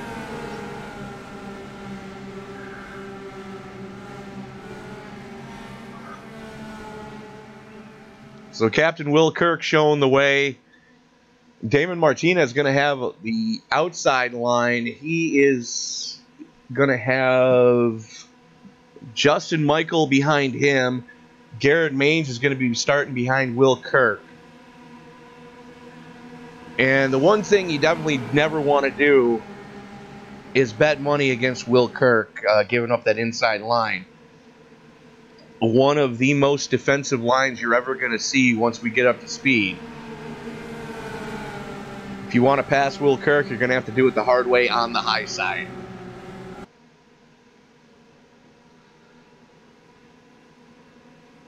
Field working its way through the fourth turn.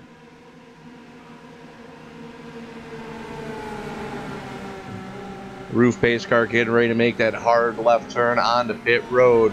Will Kirk going to have the button. We're going to go live on lap 78 of 200. Pace cars in. Kirk wasting no time pulling the trigger. Garrett Maines going with him.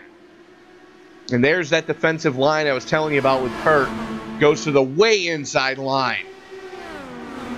He's going to do the same thing down the back straightaway as Garrett Maines. And here comes Justin Michael. Sage Karam working to the inside of his teammate. And brings Tony Pizarro with him. Playing both halves against the middle. Unfortunately, not going to work for Kirk this time. Moved up a little bit to pull some of the draft off of Garrett Maines. That let Justin Michael get to his inside. Here comes Sage Karam on the high side. He's got a great toe off of Garrett Maines right now. Now has a great toe off of Justin Michael as they are going to be 3 wide. Give that one to Garrett Maines by 4 1/1000ths of a second in the stripe as Sage Karam with a head of steam goes to the lead going through turns 1 and 2.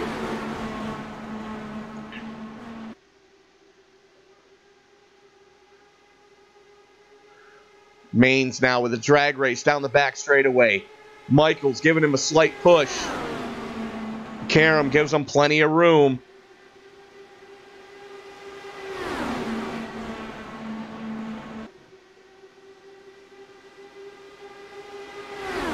No drafting help for Karam.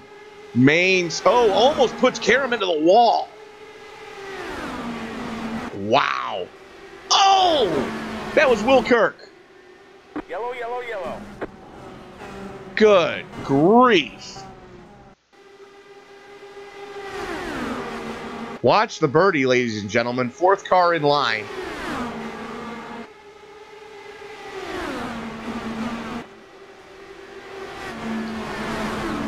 Catches a wheel off of Jake Potak.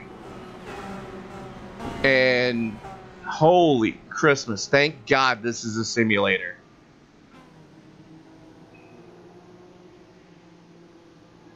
Sean Scott catching a piece of that one. Michael Jeans, his bad luck continues.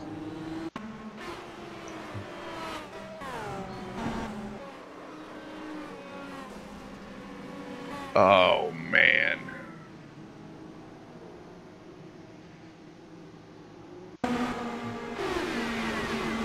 Keep your eye on Sean Scott, see what happens here. He's off the trigger and just takes evasive action, goes into the grass, and bang. Snap, see ya, bye. And I believe that was Mark Walker as well.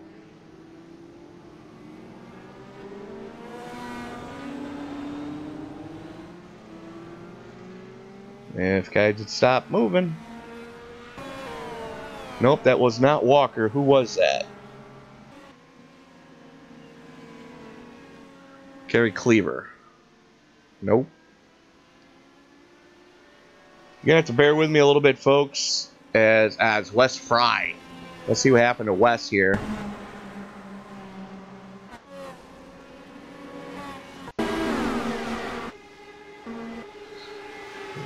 You see Wes in the purple and green cars. They haul it off into turn number 1. Race car to the face. Let's go on board with Wes and see what just happened.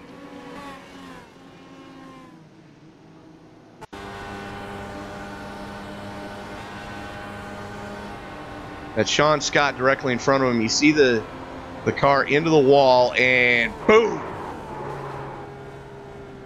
Wow! I've said it before, and I'll say it again. You have just witnessed a thank God this is a simulator moment, ladies and gentlemen.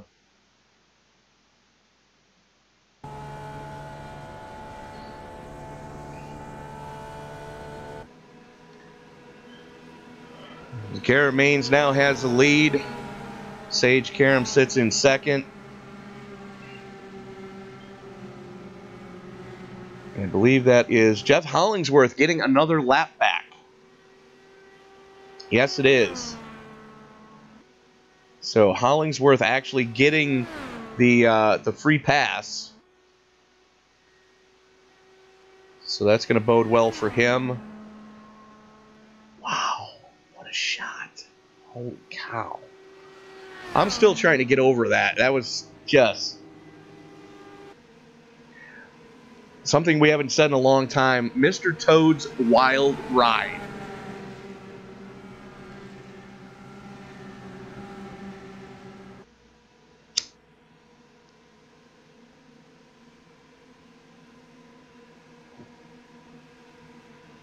And that was just banging wheels, Jake Potak and Captain Will Kirk.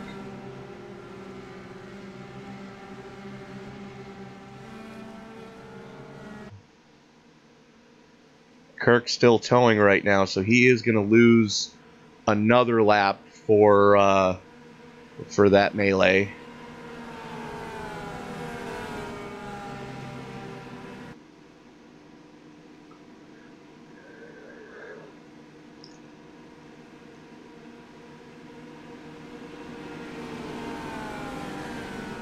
Your top 10 as they currently sit: Garrett Maines, Sage Karam, Justin Michael, Jake Potak, Scotty Brinson, your defending series champion, Keith Maiato, Don Sadusky, Nate Siefker, Robert Dudley, and Mark Walker rounding out your top 10.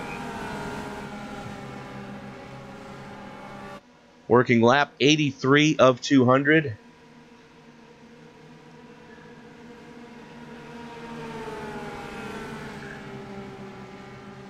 And I have a feeling that before this one's out, we're going to be hearing a Dirty Christmas Carol. So, ladies and gentlemen, I do want to tell you that when we do get to caution number 10, if you're easily offended, you may want to turn the volume down for about 35 seconds.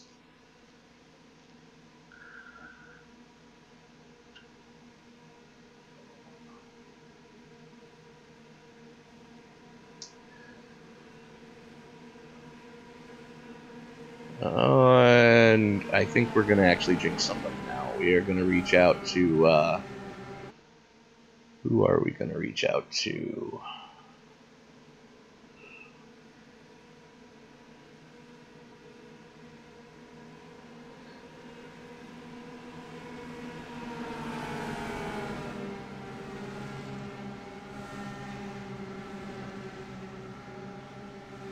let's quickly reach out to the driver of the 511 Tactical number 87, Mr. Justin Michael. Justin, Tony up in the booth. You got me, sir. Yes, sir. How are you? I'm doing great. I believe you're doing a little better than I am, though. I haven't seen you a lot this season, but it's good to have you back with the league. How do you think your race is going so far, sir? Oh, it's going good. We're kind of just running laps, just trying to get to the end without getting any incidents. Save that fast repair just in case we need it later. So how bad is the aero push in traffic? On a 1 to 10 scale, I'd say it's about a 17. 17, okay. Well then, we're going to let you get back to it. I just saw the lights go out on the pace car. And best of luck to you, sir. Hopefully we're talking to you in about 100 laps. Thank you, sir. Have a good one. So there you have it. On a scale of 1 to 10, the aero push is 17. Holy Christmas. So that would explain why everybody's trying to get to the front. And when they do get to the front after a few laps, we see them start to stretch their legs. Definitely not something you're going to want to have all race long. What the hell is going on there?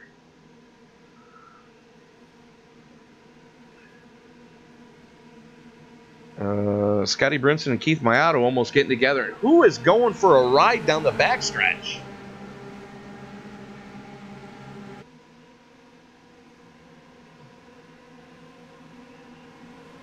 Well, that was interesting. Somebody just lost a front wing.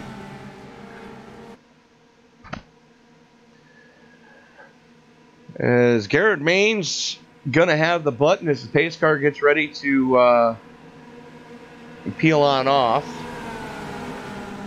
So Maines, Karam, Michael, Potak, Maiato, Brinson, Seifker, Sadusky, Walker, and Dudley, your top 10. Field works its way out of turn number 4. Pace car peels off.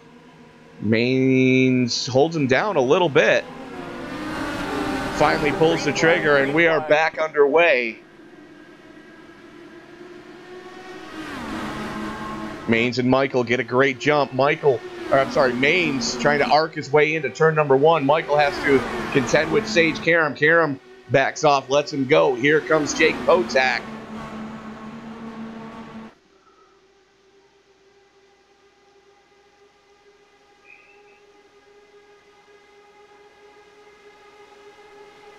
As they're 3 wide for 5th. Sadusky keeps his foot into it. Keith Maiato backs out of it. It's going to lose a ton of momentum. As give that lap to Garrett Maines by 12 1/1000ths of a second. Sage Karam had a head of steam coming off of turn number 4, just didn't have the timing right. Karam going to look to the inside as they are all over the back straightaway. 3 wide into turn number 3. Maines wisely backs out of it. Potak keeps his foot into it. That's going to move him up into 3rd. Karam on the high side. Got the drafting help. And give that lap to Karam at the line. But Maines keeps his foot into it. Bombs it into turn number 1. Potak eats the wall.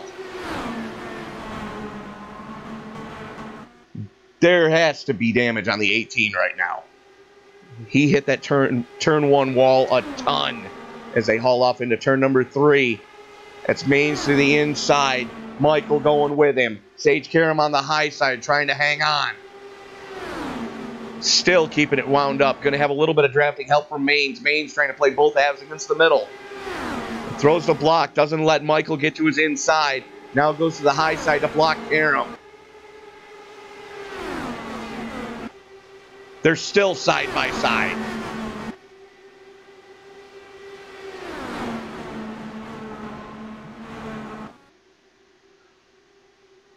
Sadusky up into 4th. And Potak is crippled.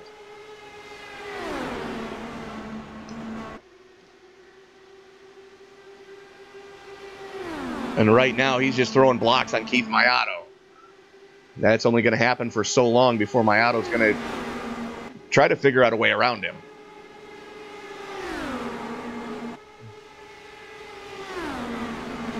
Meanwhile, Garrett Maines shows the way. Justin Michael sits in second. Sage Karam in third. Don Sadusky making his one of the rare starts in the league right now. Sits in fourth. Jake Potak in fifth. Maiato holding down sixth. Then Dudley. Maiato's gotten by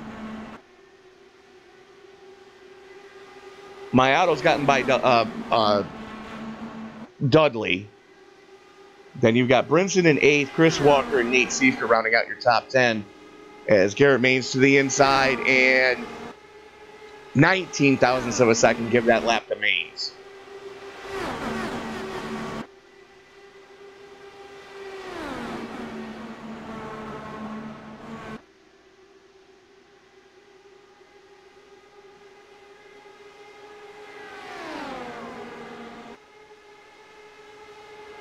Michael to the inside of Maines. Gets the clear coming through the short chute. Maines trying to find some clean air to get that front wing in. Going to use the draft down the front chute to the inside. Drag race to the yard of bricks again. 47 thousandths of a second for Maines. Maines looks like he's got his timing down just about perfect. Sadusky flirting with disaster coming off a 2 as they're 3 wide back in the pack. That's Mark Walker, Tony Pizarro, and Brandon Stokes. And don't count out Damon Martinez.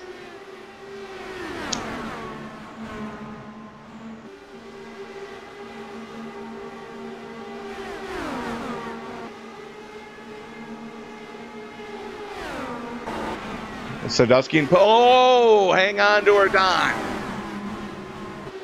He had that snap on number 25, all sorts of sideways coming through one. That's going to stack him up behind him. And he eats, Brinson eats the wall.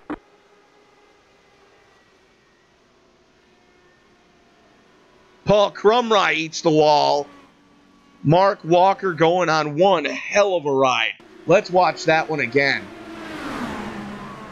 Let's back that up a little more. Okay, here they are coming down the front straightaway. That's Jake Potak on the high side. Sadusky to his inside. Maiato right behind him. Potak gets into it with Sadusky. That's going to stack him up behind him. That's Brinson right behind Sadusky in the orange and white car. And I don't think Sadusky realized he was there. Oh, my Lanta. Siefker getting into it. Kyle Gilbert getting a piece of it. Nina.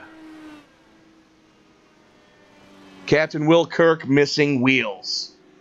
Oh, man.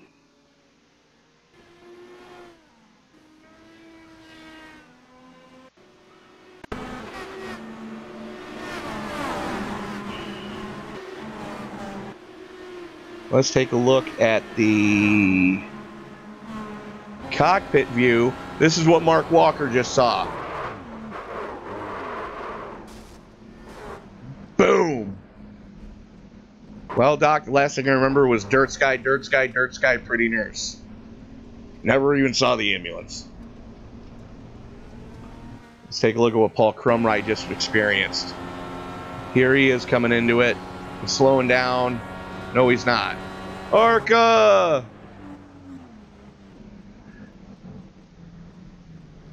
Good grief. So it was Crumry that finished off Walker.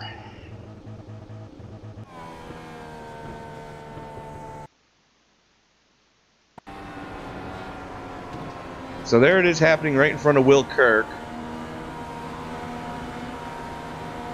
Okay, that was Will Kirk that got put into the wall then.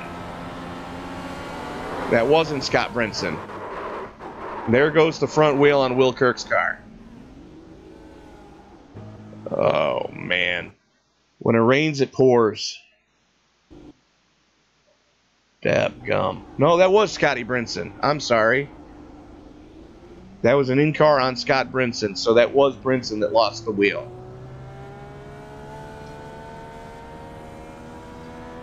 Oh, man. That's a rough one for your defending series champion.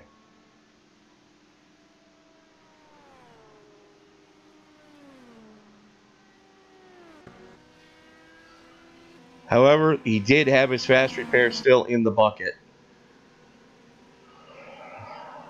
Wow.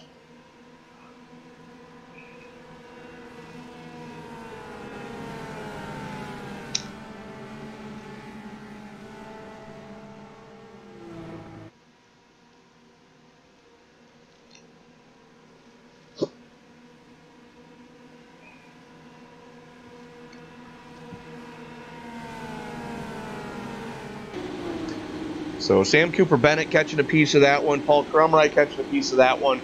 Kyle Gilbert catching a piece of that. Big piece of that one. Holy cow.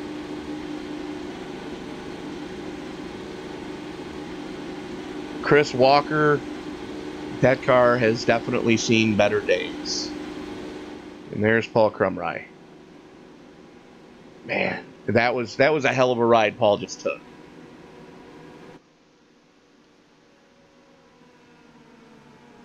Wow.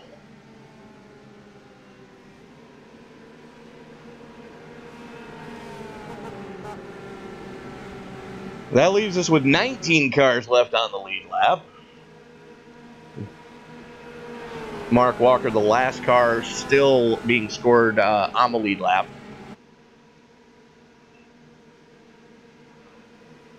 Jeff Hollingsworth, the last car, still running. Looks like Sadusky has put it on the hauler. Wes Fry has put it on the hauler. Sean Scott, Kyle Strychards, John Batista, Bobby O'Neill, Joe Morganti, and Richie Brose was the first to put it on the hauler. And it looks like Wes Fry has finally put it on the hauler. As has Paul Crumry, it looks like. Yep, Crumry has put it on the hauler.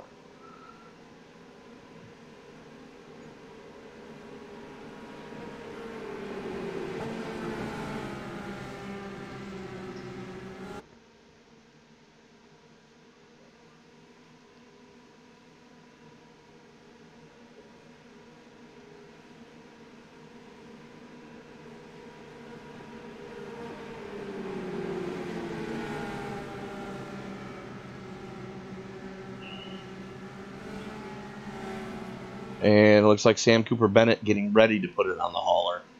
As, wow.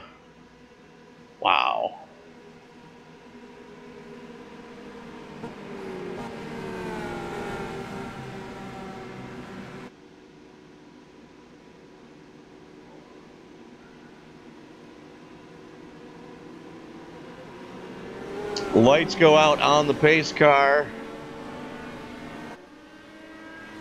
Hollingsworth gets back to 2 laps down.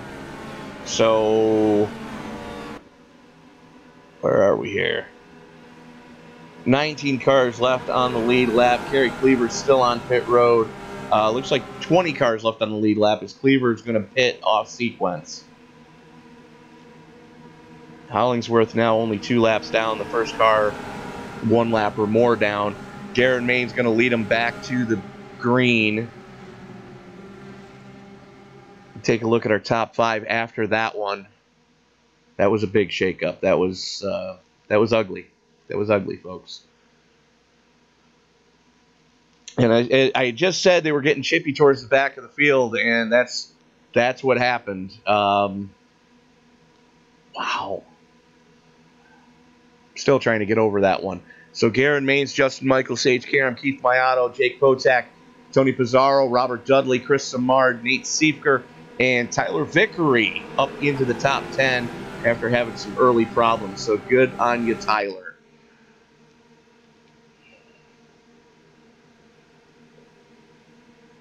Maines has control, or going to have control of the field as the field works its way through turn 4. Pace car getting ready to peel off. Garrett Main's going to have the button. Justin Michael going to be right there with him. Don't count out Sage Karam and Keith Maiato. Pace car is in. And Maines holds him down. Finally rolls into it as they come to the stripe.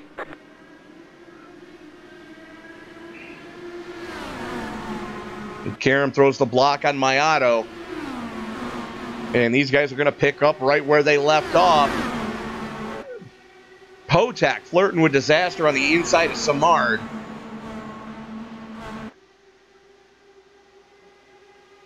I'm sorry, that was Pizarro. Sage Karam makes a power move down into turn number 3. Has a head of steam, gets the lead. Garrett Main's going to try to come back on him out of turn number 4. Maines has been timing that run almost perfect all night. A lot of drafting help right now from Justin Michael. Give that one to Garrett Maines, 29 thousandths of a second at the stripe. Sage Karam, no help right now on that outside line. Flirting with that wall coming off a 2. That was probably a pucker moment. Ton of aero push coming through 2 right now. With a 3-mile-an-hour wind, that can wreak hell with these cars.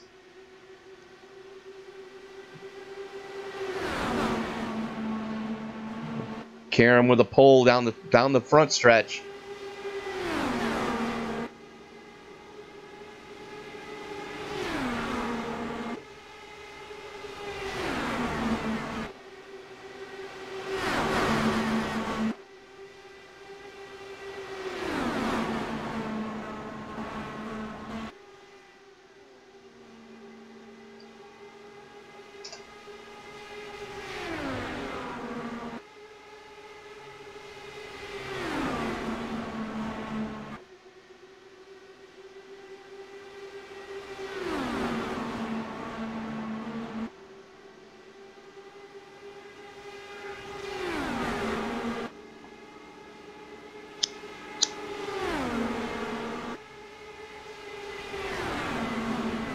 Give that one to Maines at the stripe. Karam with a head of steam, though, going into 1.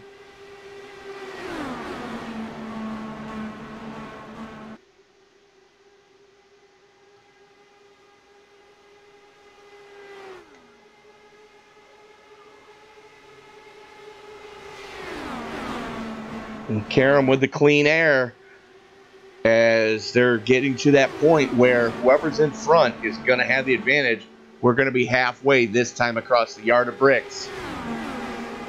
Maines ducks out. Drag race to the yard of bricks.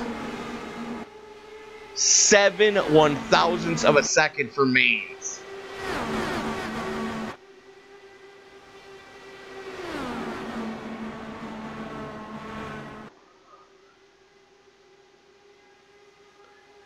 Karam sits in second. Justin Michael sits in third. Keith Maiato fourth.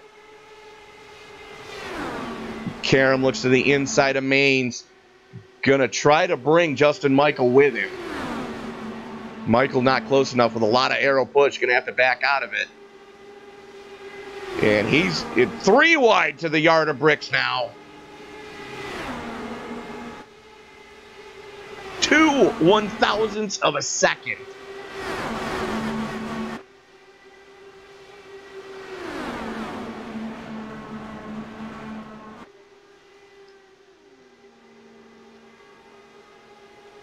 Good grief.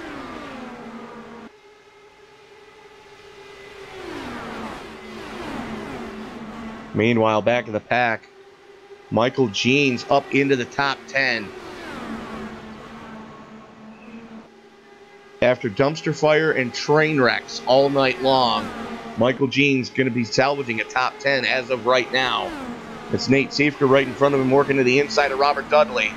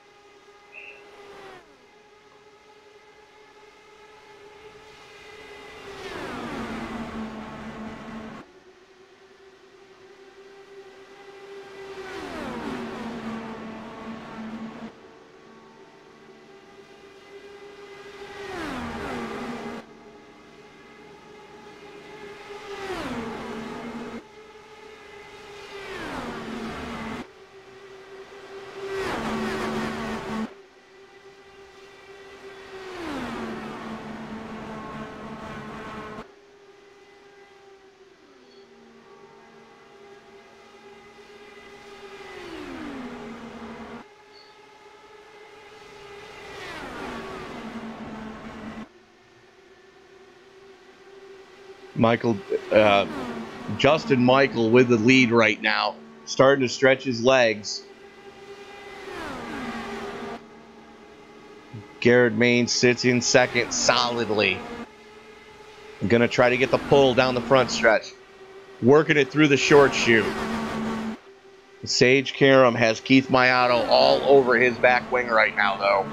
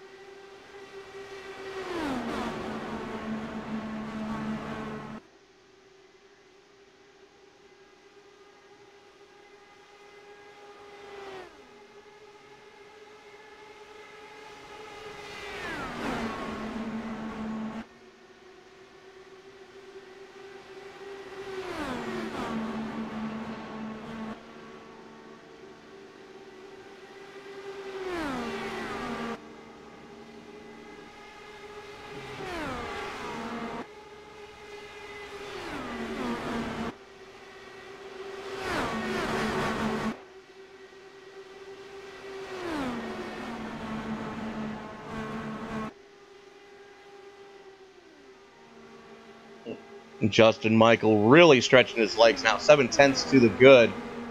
Sage Karam to the inside of Garrett Maines.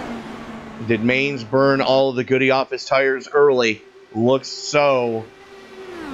As Karam makes the pass and starts to set sail.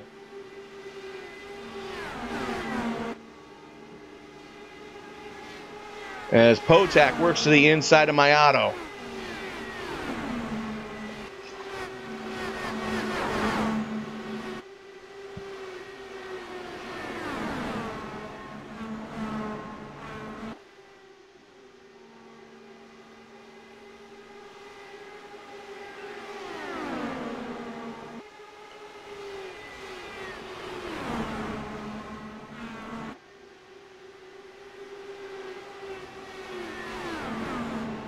It'll be 92 laps to go this time across the stripe. Justin Michael shows the way. Sage Karam reeling him in and starting to gap Garrett Maines. Potak to the inside of Maiato again.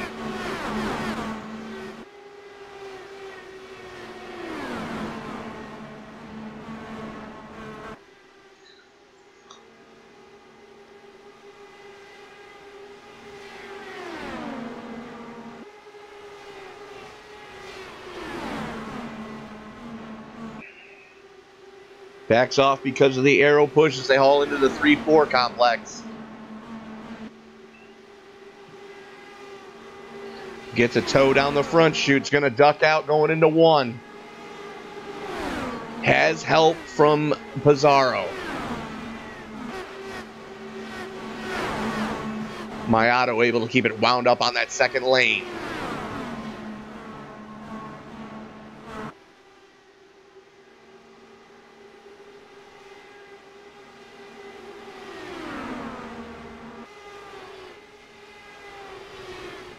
Scotty Brinson works to the inside of Brandon Stokes. Trying to claw his way back into contention after that heartbreaker.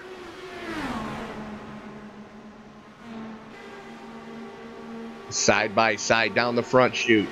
He's got Tyler Vickery with him. Vickery going to make it 3 wide.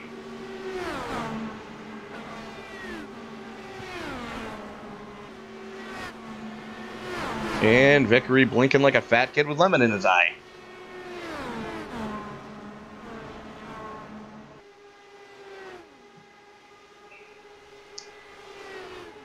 Let's check in with Michael Jeans. There he is. After a couple of bad ones earlier.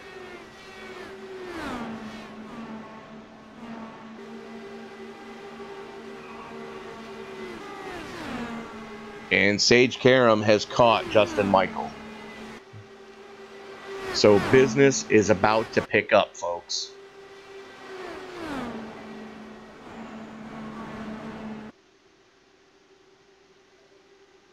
As they are about to catch Jeff Hollingsworth, unfortunately.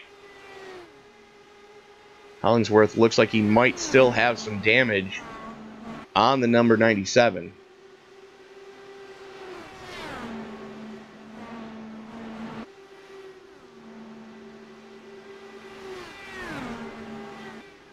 And it looks like the arrow push is definitely real for Sage Karam right now, as he was reeling in Justin Michael hand over fist, but with almost 20 laps on his tires, it's going to be tough to get to him, stay with him long enough to make the pass. And Robert Dudley looks like.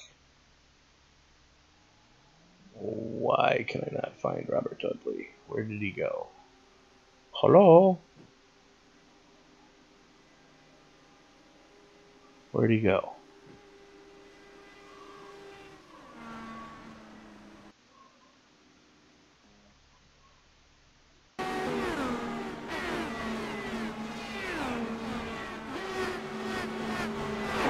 Just ate the wall coming out of one.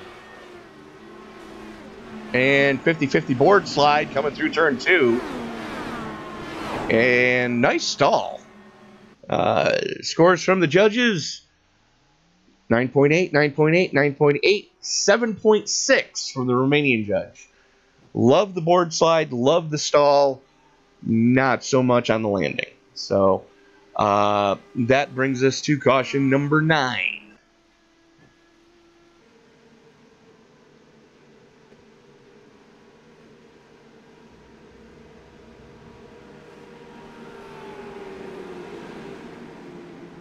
Oy vey.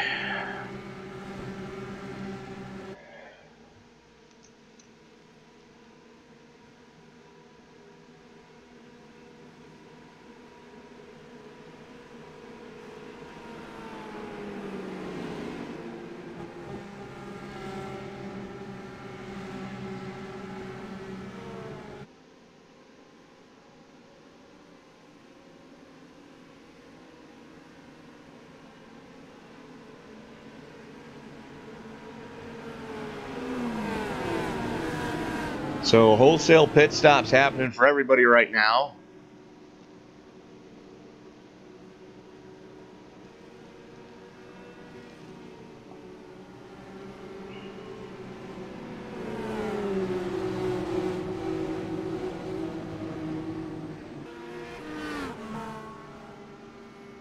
Scotty Brinson stays out to lead a lap, get that 1 bonus point.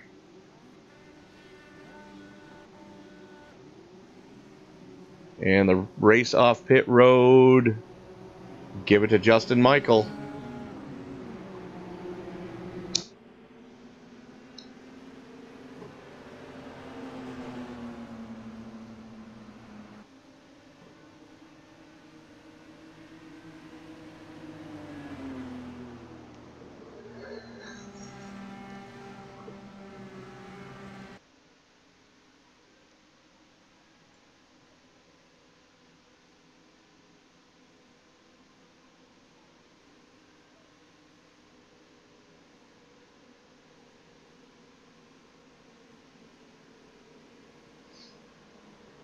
So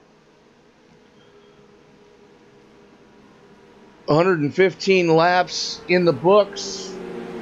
Scotty Brinson shows the way after going on one hellacious ride earlier, ripping the front end completely off that car, burning the fast repair.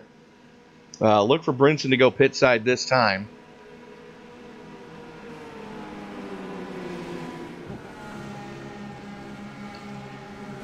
Has that all-important bonus point for leading the lap, so he's going to peel off here, hand the lead of the race over to Justin Michael.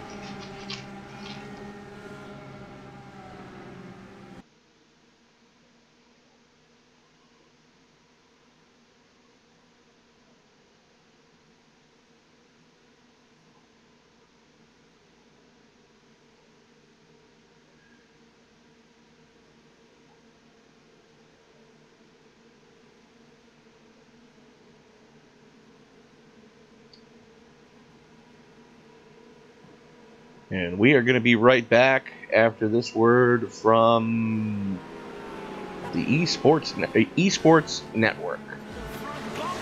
And he hits him again now. Ray Alfala into the outside wall. He's going to pass nearly 3 cars down that front straightaway, and he's going to get them all done with. What amazing. Lead to the inside goes Logan Cloudman is going to touch it. Pit press sideways. What a save. Look to the outside as Cronkite goes off. De Jong into second place. Going for the switchback. Oh, pinpoint driving. It's howling down to the inside. I tried, there's contact though. That's wide left of the racetrack. Chris Benner drives it back down underneath, and he takes that second spot right back. Joker goes to Garrett Lowe. Garrett Lowe should take victory with all that contact. He's going to try and make the move around the outside the parabolica. That's not going to work, but he's going to try and get the cutback here. Get the run out the parabolica. That's beautifully done there. Micah Schubert, there's a little bit of door banging as well.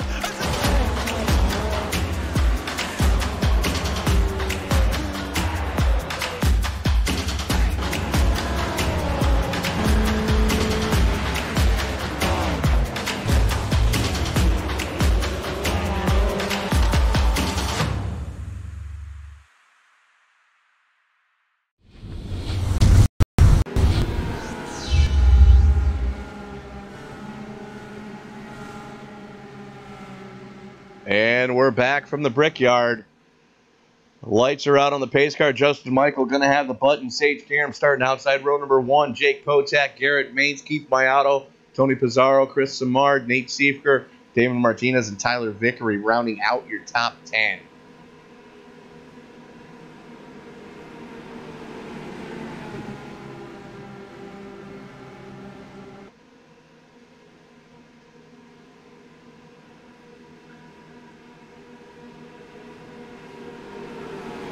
$19 cars still running.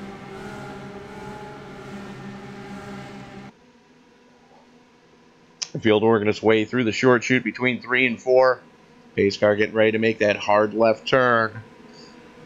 Justin Michael gonna have control of the field. It's gonna be interesting to see who's going to be able to keep the tires under it longer this time.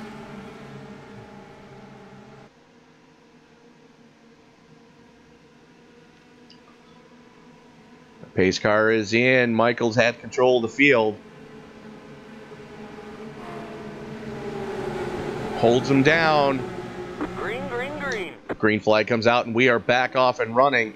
Sage Karam tries to throw the block on Garrett Maines. Maines is right there, though.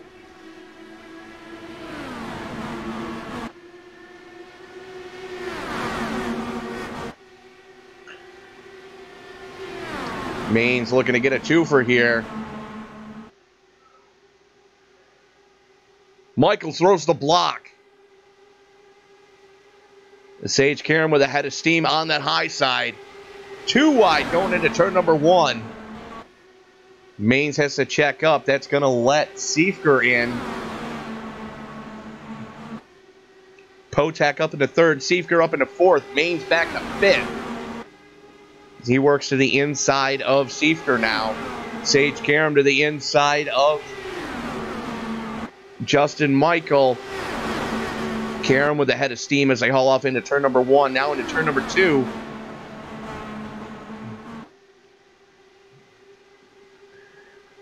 Karam going to hold a solid line. Got some drafting help with Jake Potak.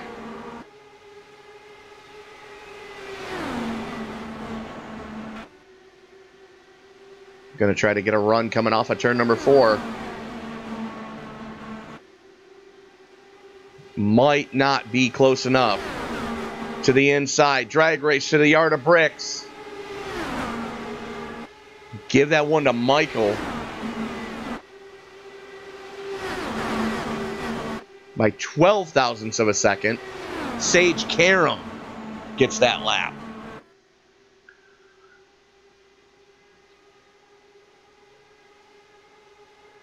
Karam starting to get his timing down, coming off of 4.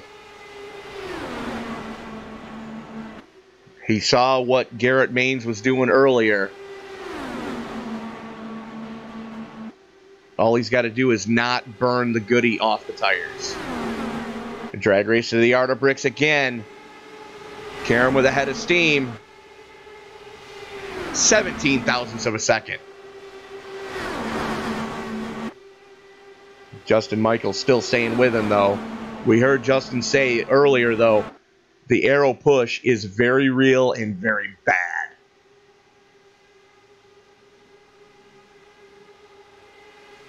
Karam with a defensive line down the back chute makes Michael kill a ton of steam. Siefker right there with him.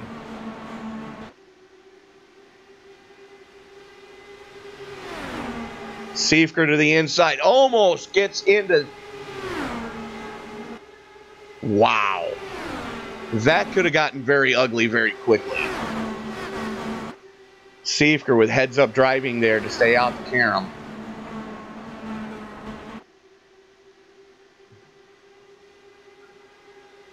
Karam does the Indy snake now. Try to kill any draft that Justin Michael has on him.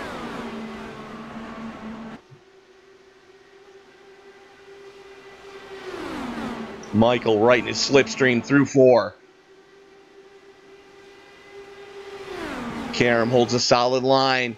Michael with a head of steam to the line and 11 thousandths of a second.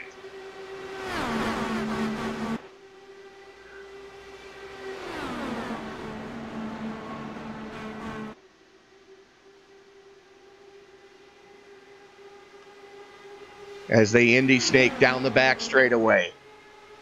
Karam looks to the inside. Side by side with Justin Michael. Michael ducks in behind him, coming through 4. To the high side. Karam protects the low line, does the snake. Siefker almost eats the wall. Give that lap to Karam.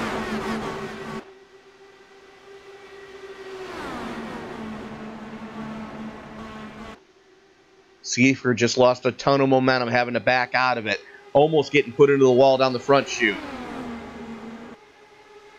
Tries to break whatever draft Keith Maiato has.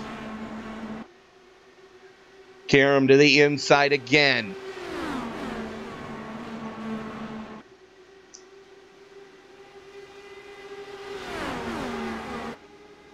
Justin Michael to the inside.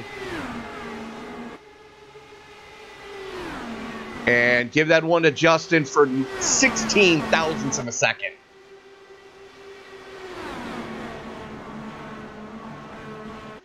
.75 laps to go this coming time across the strike.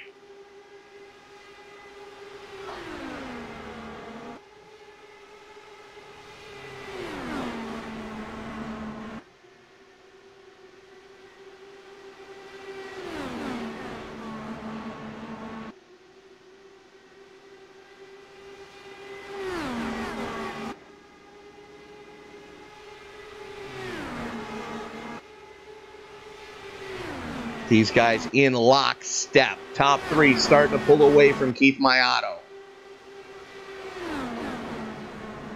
Garrett Maines has faded back. He's fallen into the clutches of Tony Pizarro right now.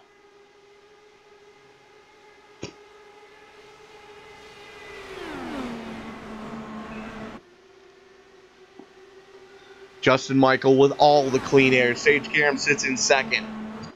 Nate Siefker in third.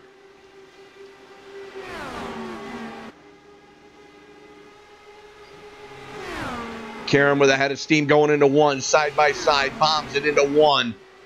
Makes it stick coming off of 1. Through the short chute. Justin Michael all over his rear wing. Karam goes to the way inside. Trying to break any draft Justin Michael can get.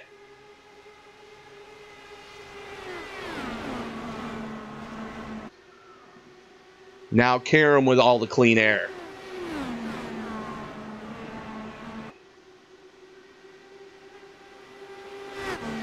Way to the inside again to try to break any draft.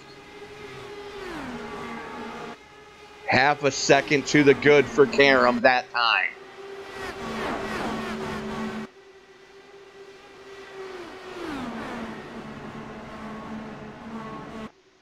With 13 laps on their tires. They're to that point where the aero push is very real.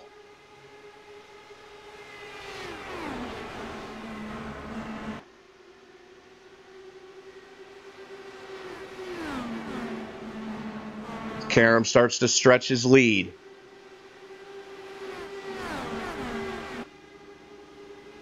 Seven-tenths of a second that time across the stripe.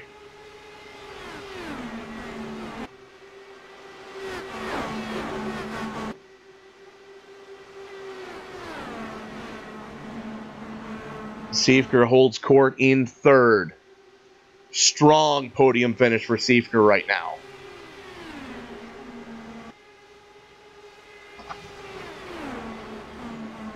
But he better not get too comfortable. He has the Canadian crippler, Keith Maiato, right behind him.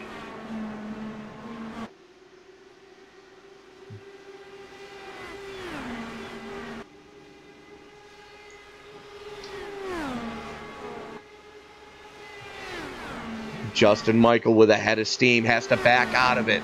Loses a ton of momentum because of the aero push coming through turn 1. Loses even more of it coming through turn 2.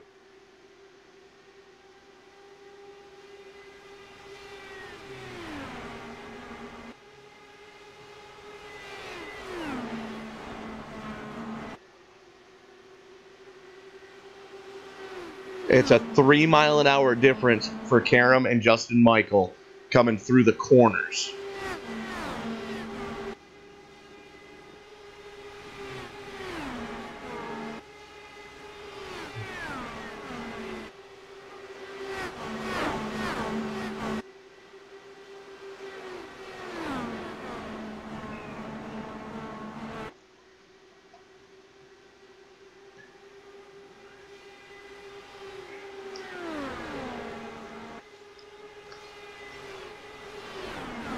Seven-tenths to the good for Karam right now as Justin Michael's starting to struggle.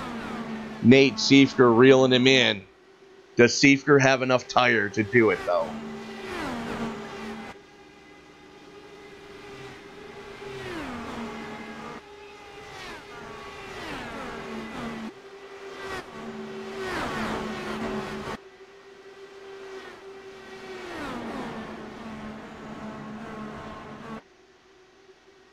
Karam starting to stretch his legs now.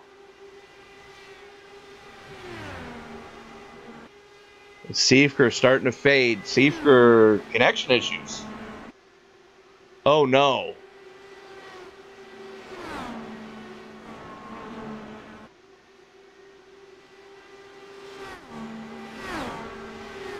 Oh no. Siefker's out of it.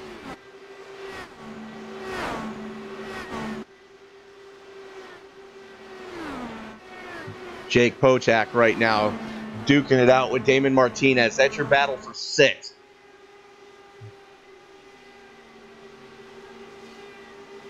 Pochak in lockstep in the discount tire number 18.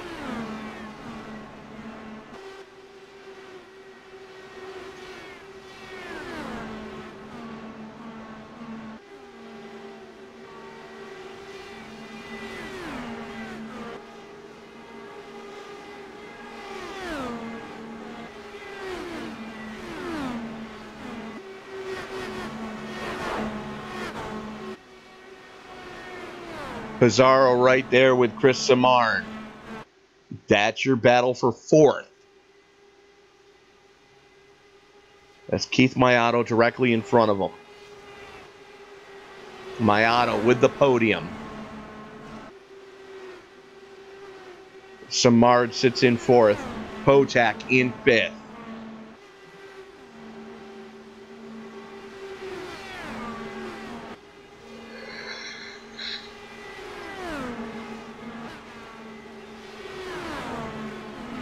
Looks like Aero Push starting to rear its ugly head again.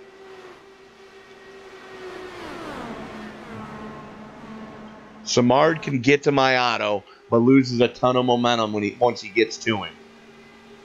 Here comes Pochak to the inside. Pizarro to the inside.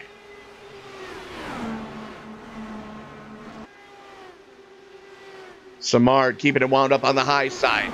Potak still working the inside. Potak going to drop back in the line, get the pull down the front chute.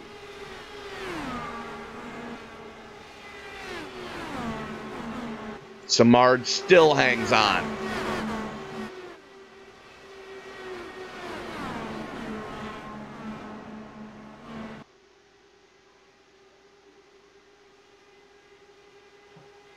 "17 cars still running."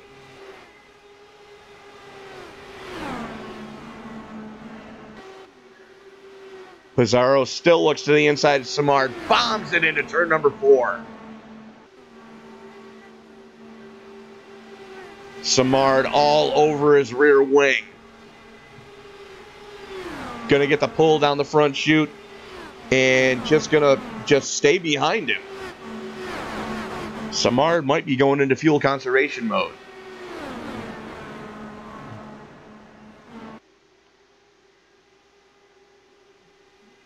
Meanwhile, Sage Karam has stretched the lead to almost a second and a half.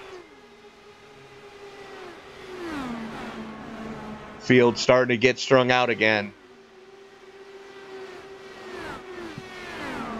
Potak all over the rear wing of Martinez.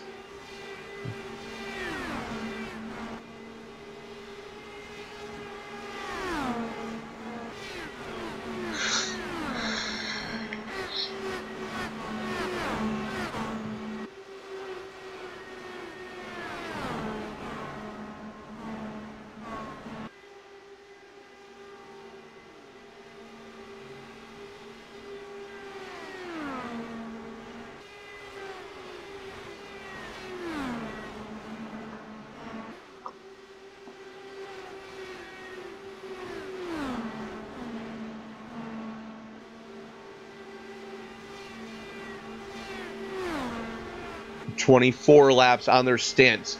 We're getting close to green flag stops, ladies and gentlemen.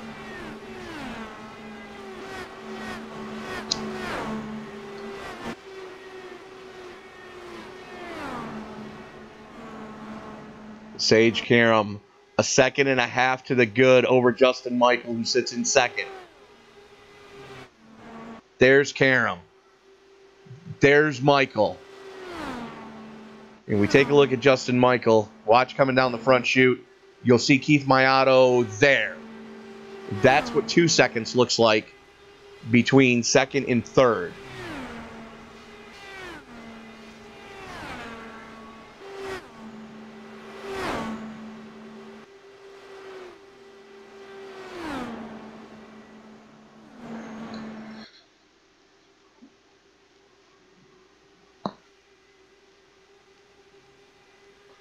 Field getting really strung out right now.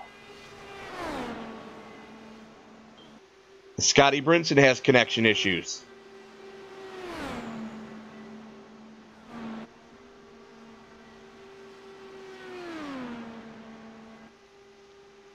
Brinson just looking to finish at this point.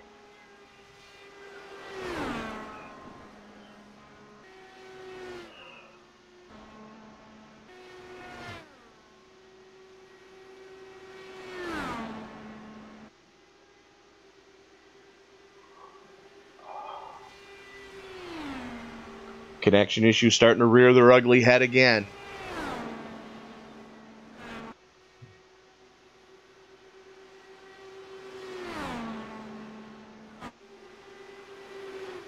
As Potak has gotten by Martinez.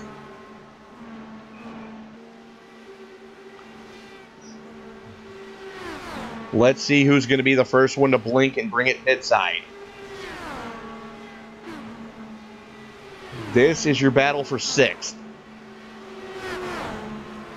And I might add the closest battle on the track.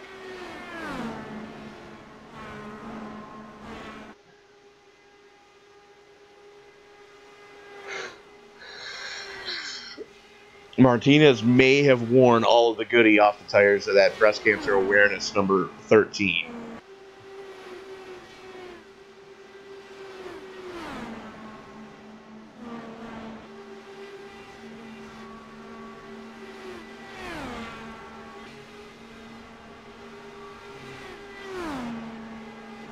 As Tony Pizarro has now caught Keith Maiato, starting to reel him in.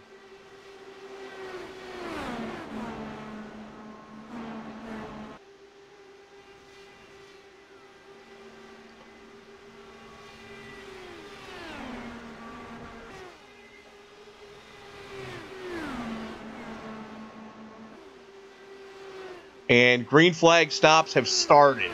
Mark Walker, the first one to blink. Raul Alvarez in as well.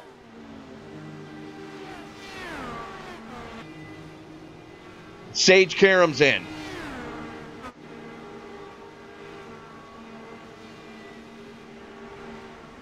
And as long as this pit straightaway is, it's got to feel like an eternity at 60 miles an hour.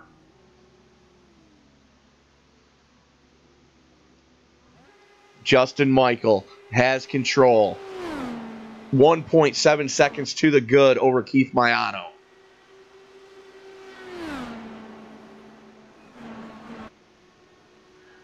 And Michael brings it pit side. Maiato goes pit side.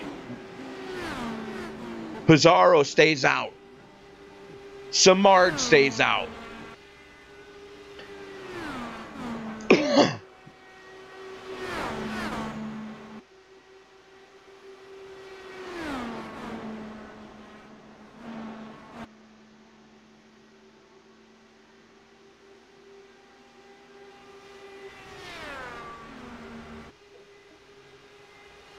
There's Potak and Martinez. You can see them in shot as well.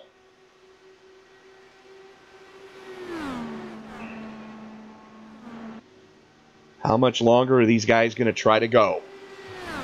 30 laps on their stint currently. As Garrett Maines goes pit side.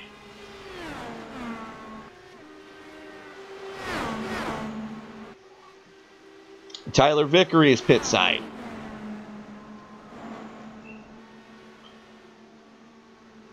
Michael Jeans just coming out of the pits now, going a lap down.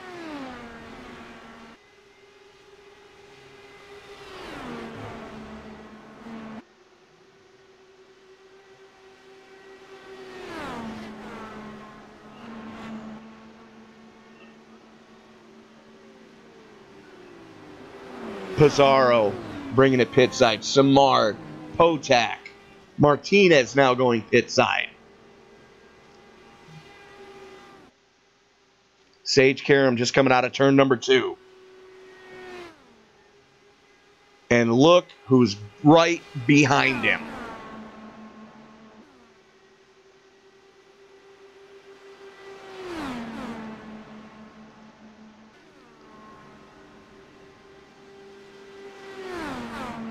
Justin Michael within 0.3 of a second. And Pizarro loses the lead right there. You saw him coming out of the pits. Karam to the point. Pizarro sits in second. 2.7 seconds back. Here comes Keith Maiato. Maiato going to slot in right behind Pizarro with a head of steam, though. And Maiato makes it look that easy. Pizarro trying to fight back on the inside. Still not up to speed. This battle for third is way hotter than it ever was.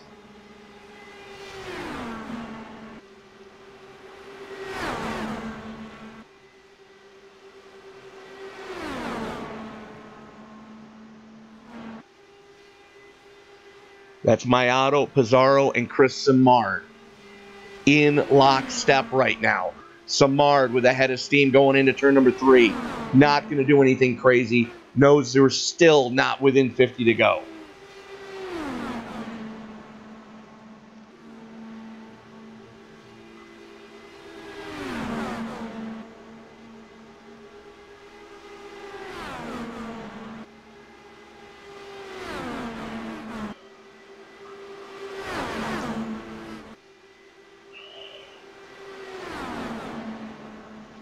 Maiato still with control of third.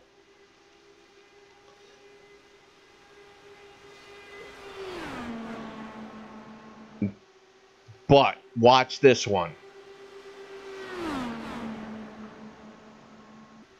There's Karam. There's Michael. There's Keith Maiato just coming off a 4.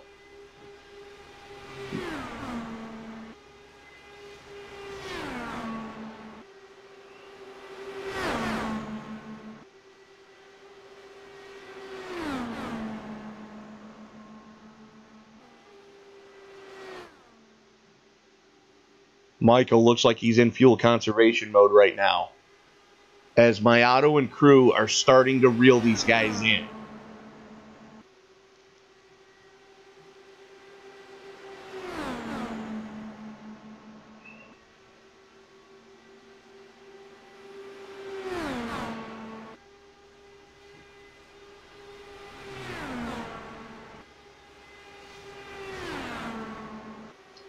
Justin Michael just knocked a 10th off that.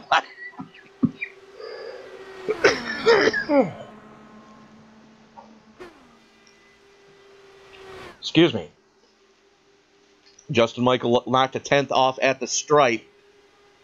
And Karam gets it back down the backstretch.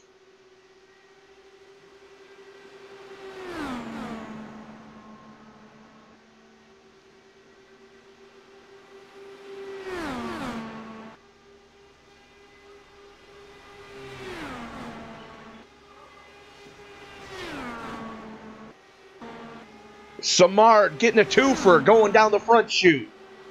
Samard up to the podium. Has all the clean air in front of him. Look for Chris Samard to stretch his legs here.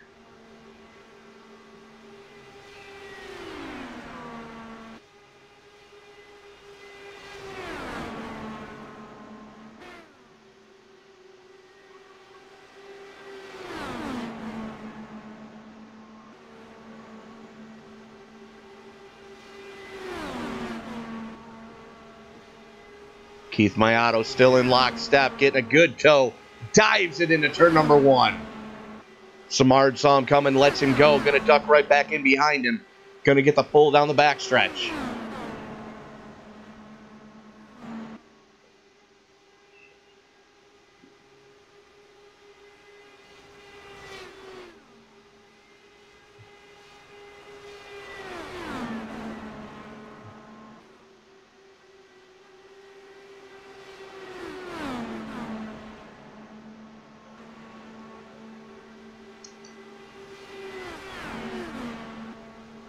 Samard trying to keep it wound up.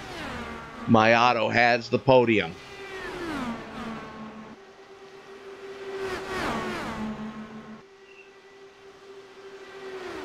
Would like to remind everybody this was a buy-in race with 100% of all monies brought in being paid out through the field.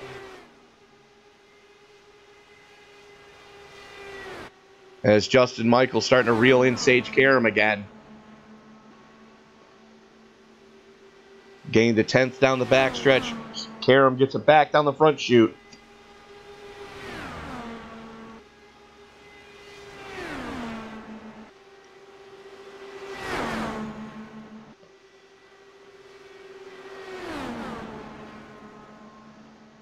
Keeping him honest. As Samard flirting with the wall coming off of 2. That's going to lose a ton of momentum right there.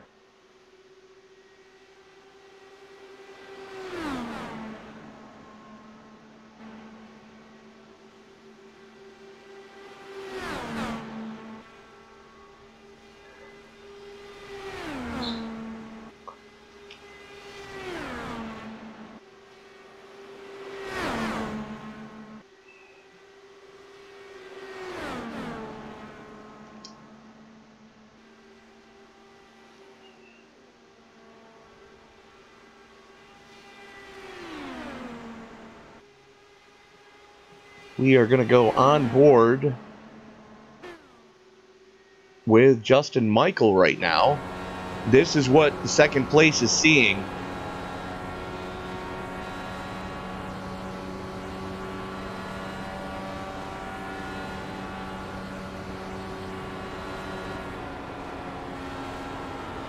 And you hear him have to really back out of it to get the car to bite going into the corner.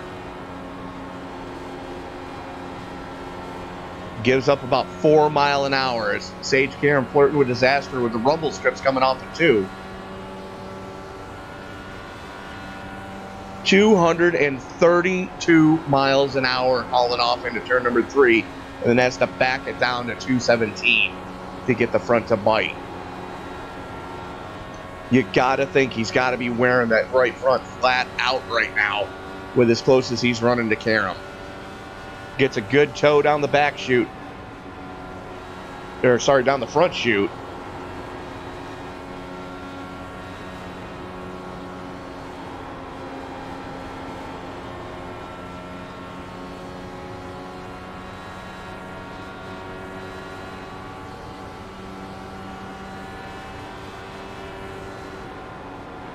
Still 230 miles an hour for Justin Michael.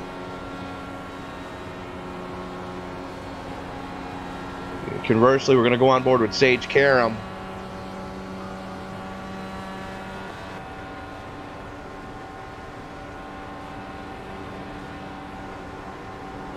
And you see Karam running in 5th gear. That's got to be using more fuel.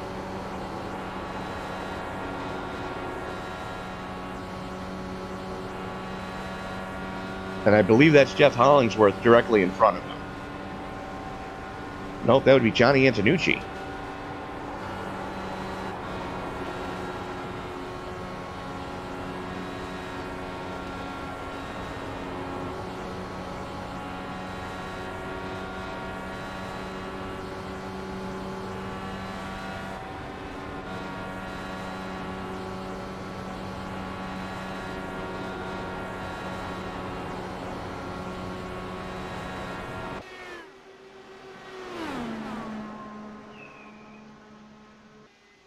So business is about to pick up as Johnny Antonucci about to go a lap down.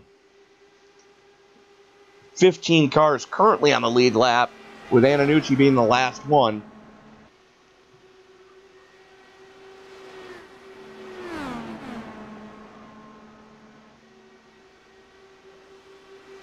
.40 to go this time across the stripe.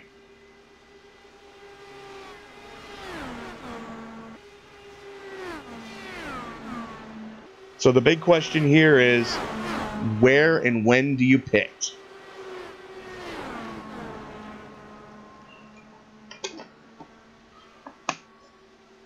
We know they can make it about... Yellow, yellow, yellow. Oh, there it is. What just happened? Jake Potak going on another one.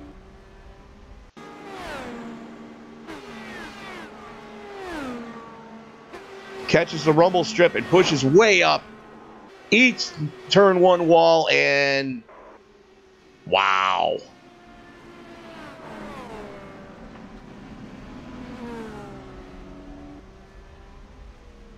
Immediately toes.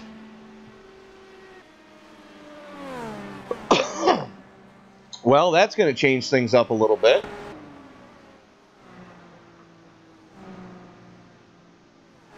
As we are going to step away for this word from our friends at Low Budget TV. Turn number 1. Another slide job and crossover. The brakes are glowing on that left front as we go 3 wide for the 3rd spot. Making sure they won't pull up. Almost in intersection.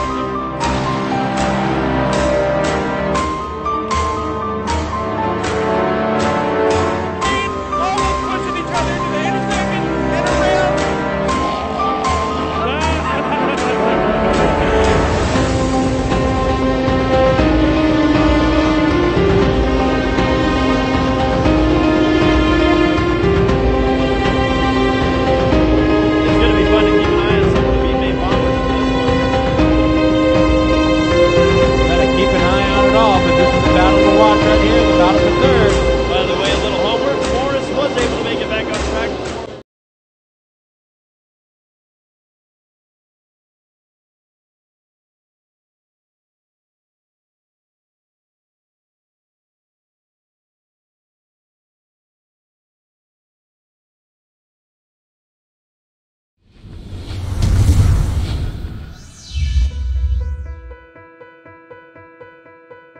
I want to leap over buildings, want to fly over the shores, faster than a lightning flash, rushing through the cool night air.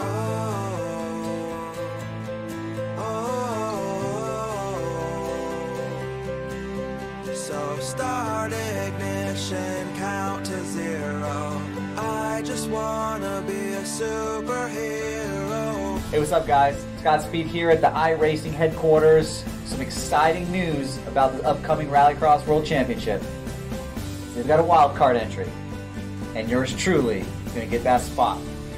See you guys out on the track.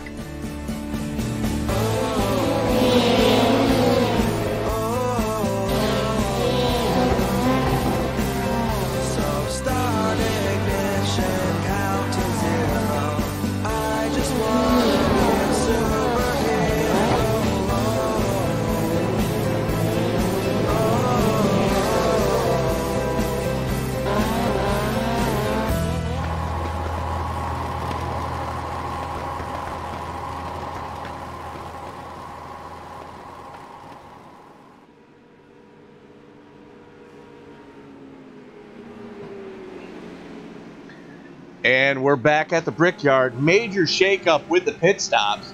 Kevin O'Brien stays out to get the bonus point for leading the lap. Goes pit side this time. Justin Michael gets by Sage Karam, as does Chris Samard.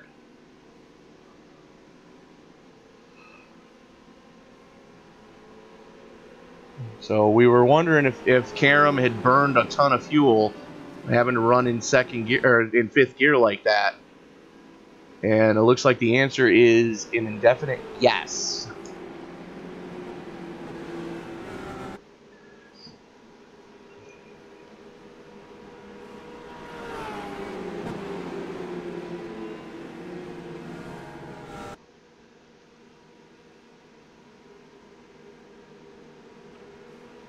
Take a quick look at your top 5. That's Justin Michael, Chris Simard, Sage Karam, Keith Maiato. Garrett Maines up into the top 5 again, as he got by Tony Pizarro. And Michael Jeans up into the number 7 slot. Tyler Vickery up into 8. Damon Martinez, Mark Walker, and Scotty Brinson on the outside, knocking on the door right there.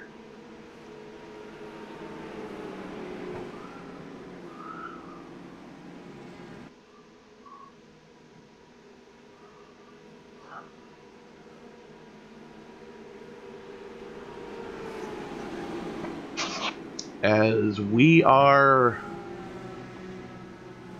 closing in on 35 to go. So you can't make it from here.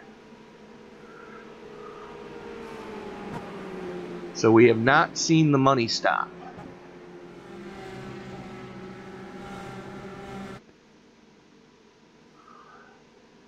Take a quick look at our current race summary. 38 lead changes.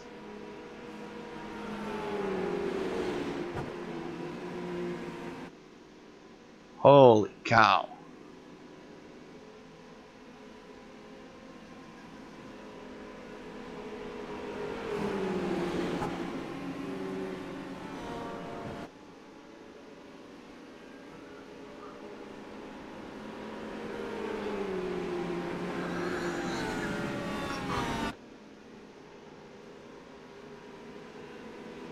So lights are out on the pace car. And a little strategy being played by Justin Michael. He goes to the outside and picks up Keith Maiato. And he's going to stick Sage Karam behind Chris Samard. So a little bit of strategy being played here. Interesting to see how this one's going to play out before it's all said and done.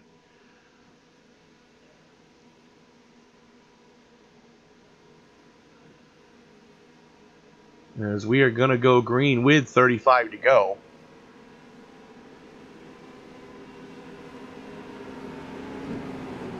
So 15 cars still running, and Jeff Hollingsworth is now back on the lead lap. It took him all race to do it so far, but he's finally back on the lead lap.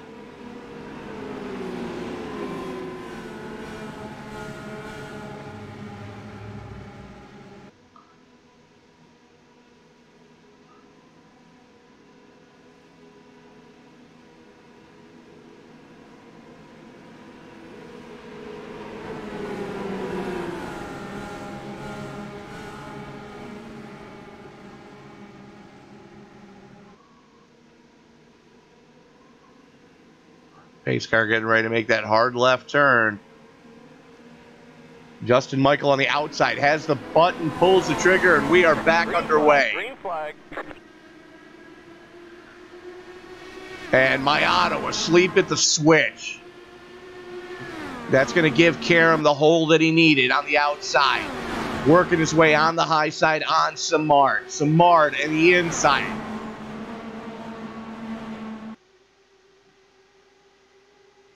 And Karam's got to be having flashbacks of the real Indy 500 that he just ran, as that is a tribute paint scheme to Rossi, who drives that car in real life.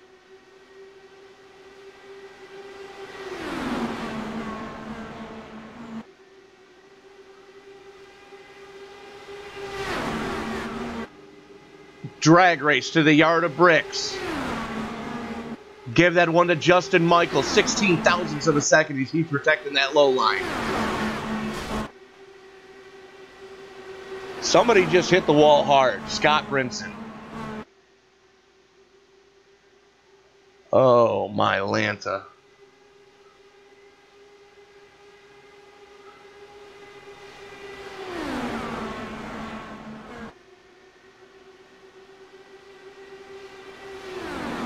Hollingsworth already making a move on O'Brien.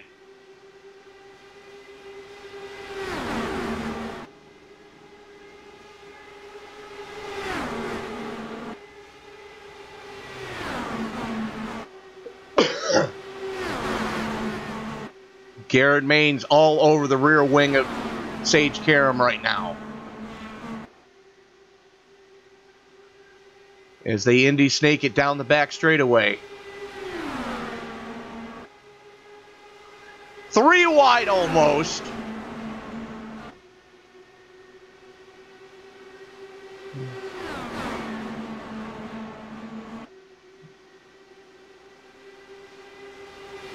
Karam side by side with Garrett Maines right now.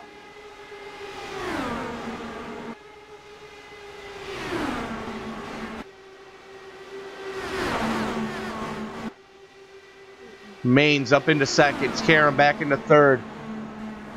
Tony Pizarro looking to find a way past.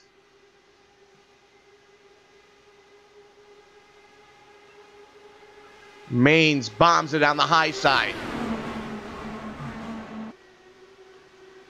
Gonna try to get a run off of 4.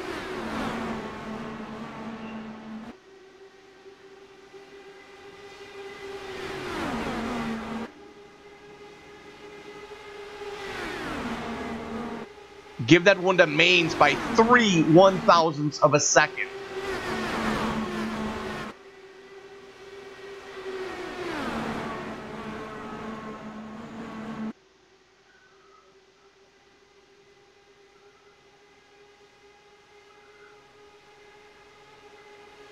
Michaels battles back on the inside.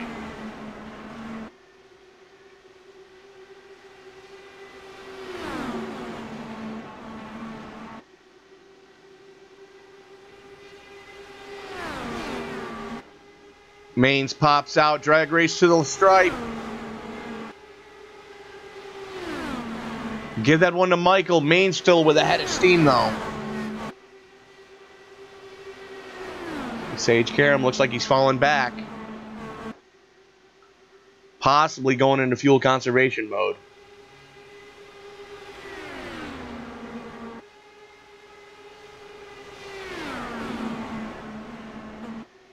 Still in that part of the race where you can't get there from here.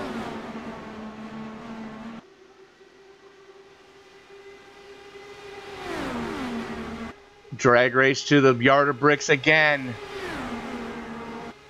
22 thousandths of a second for Justin Michael that time.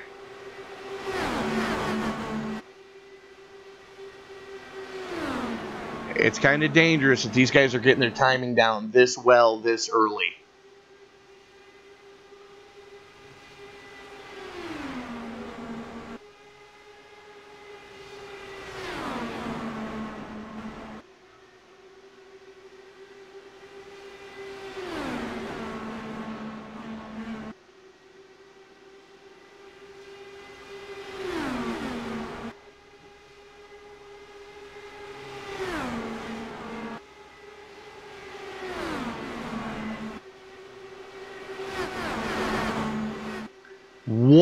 One thousandth of a second for Maines at the stripe.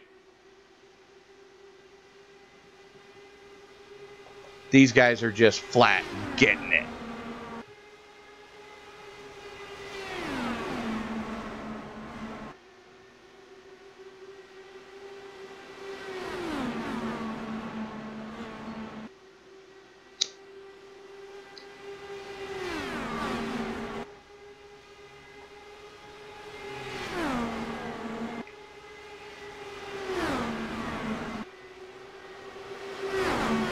Justin Michael bombs it into the turn.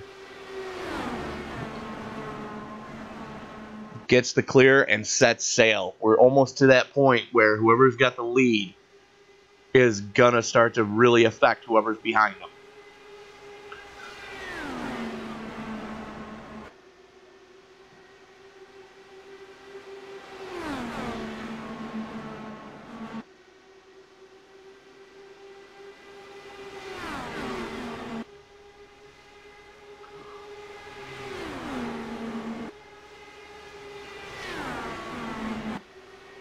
Garrett Maines looks like he's going to take a shot at Justin Michael going down the backstretch as they work their way out of turn number 2.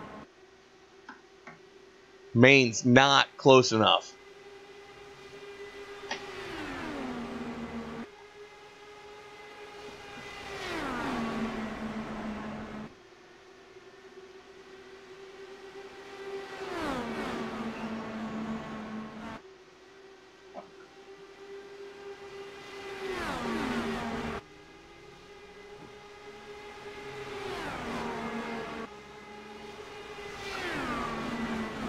That's Scotty Brinson coming out of the pits.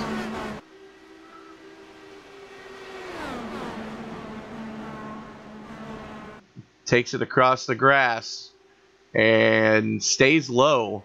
Gives all these guys plenty of room. Going to use the escape route to make sure he stays out of everybody's way.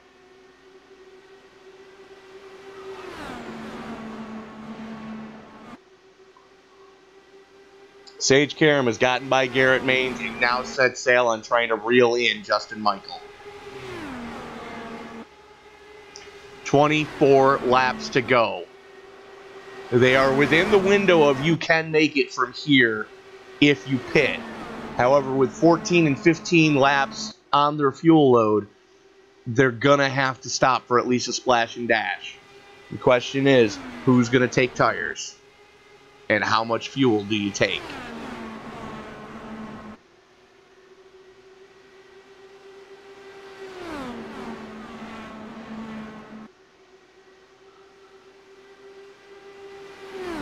It'll be 23 to go this time across the stripe as Karam is reeling in Justin Michael.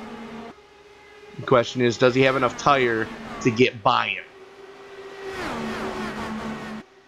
Who's going to blink first and take it pit side?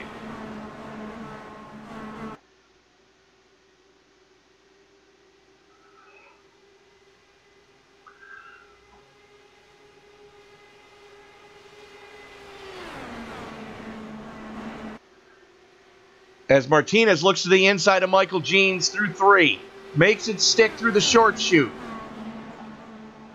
Damon Martinez up into 5th.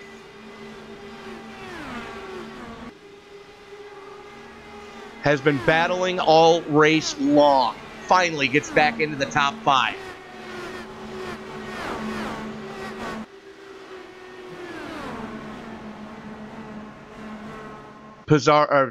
Pizarro all over the back bumper of Karam. And that's Brinson coming out of the pits. Martinez jumps down to try to get a little bit of a pull, try to put some distance between himself and Michael Jeans. Seems to have worked a little bit, almost a half a second now to the clear over Jeans.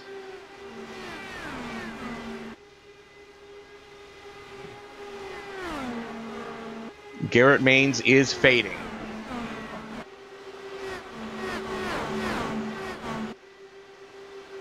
.21 to go, 17 laps on their stint. Who's gonna blink first? We are about to see the money stop, ladies and gentlemen.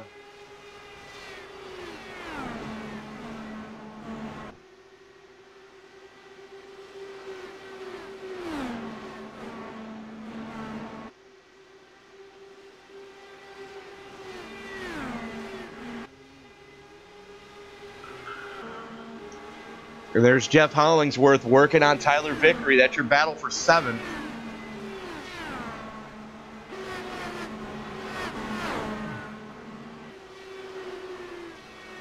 And it was Chris Samard who blinked first.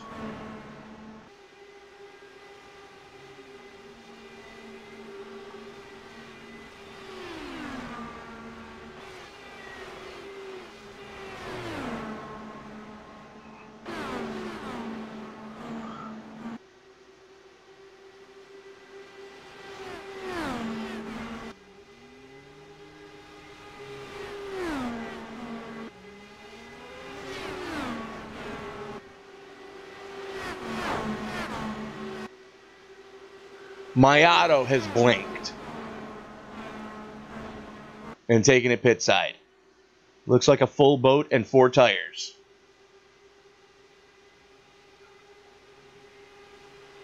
So he joins back in right in front of Tyler Vickery.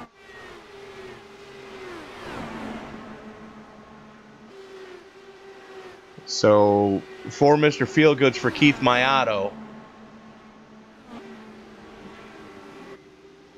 And Justin Michael has gone pit side. Sage Karam takes over the lead.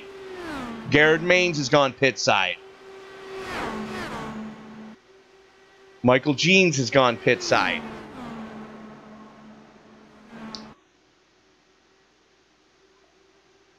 Karam has 18 laps to go.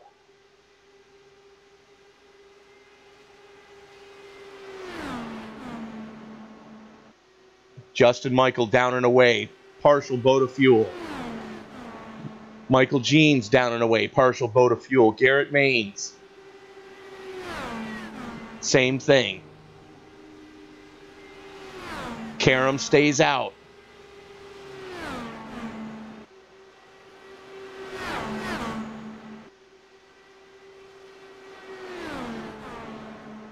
"17 laps to go. Sage Karam shows the way. That's Michael Jeans directly in front of him.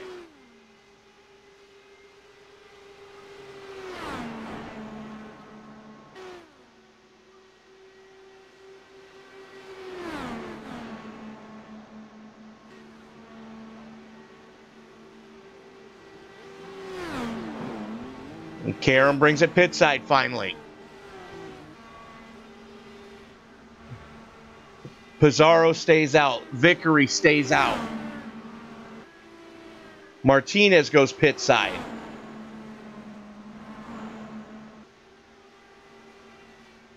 Oh, it's got to feel like an eternity going down pit road right now.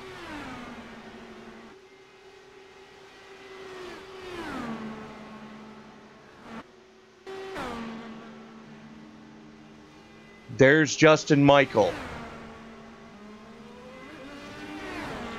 There's Sage Karam in the middle of 2 and 3. I'm sorry, 1 and 2. There's Karam. There's Michael. Karam's going to have to get right behind him and use that toe. Snaking it down the backstretch. Karam still not up to speed. Michael is up to speed. Pizarro in. Vickery in. This is now your battle for the lead.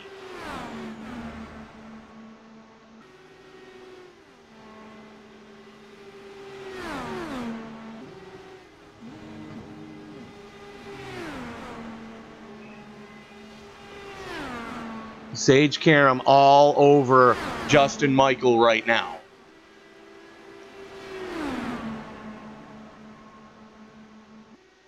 Tony Pizarro rejoins in third.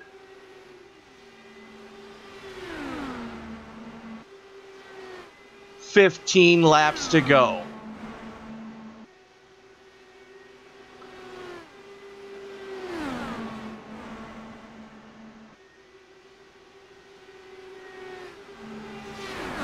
That's Johnny Antonucci directly in front of Justin Michael. So Michael able to get a toe off of Antonucci.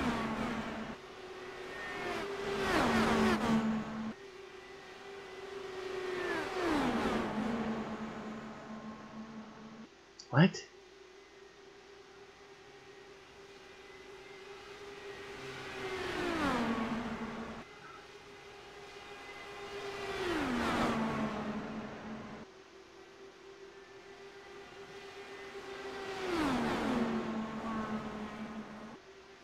What the blue hell is going on here?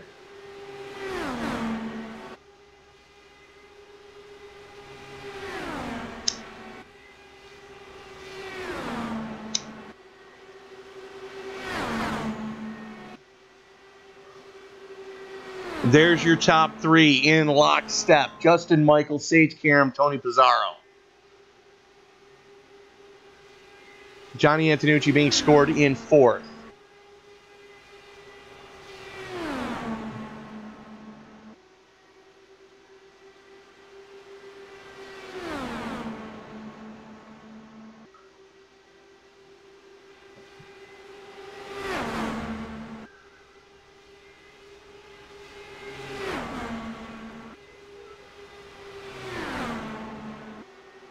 Pizarro works to the inside of Karam. Karam keeps it wound up on the high side. Pizarro's got to drop back in line. That let Justin Michael gain 2/10.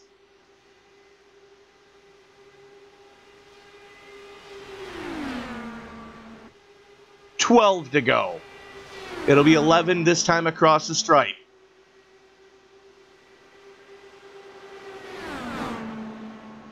Karam doing everything he can to try to reel in Justin Michael.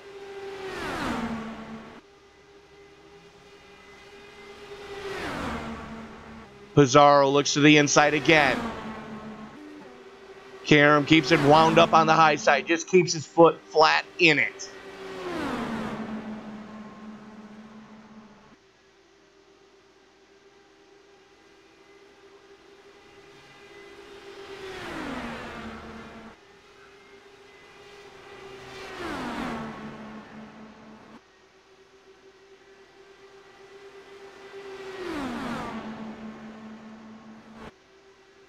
It'll be 10 to go this time. Justin Michael in control. Sage Karam doing everything he can to try to figure out how to get by him. Pizarro side by side. Karam still keeps his foot into it. Pizarro backs out of it to stay off of Karam. And every time he does that, Justin Michael gains 0.5 on both of them.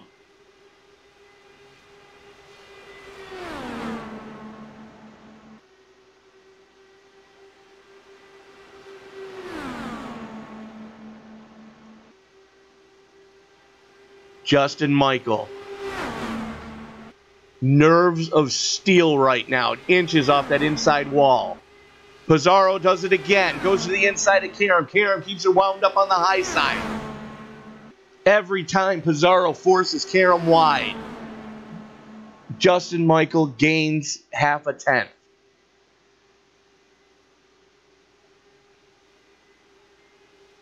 And then Karam has to fight back for it.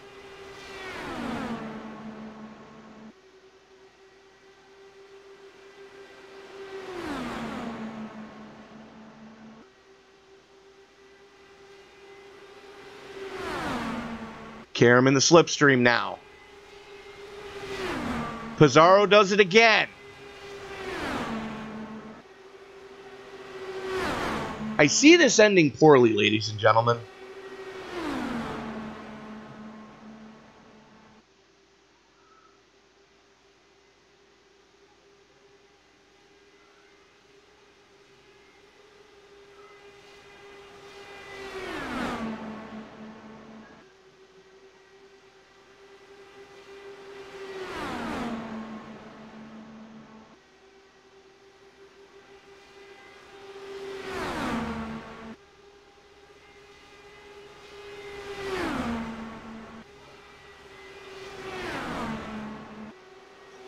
Karam gets a better run through one that time.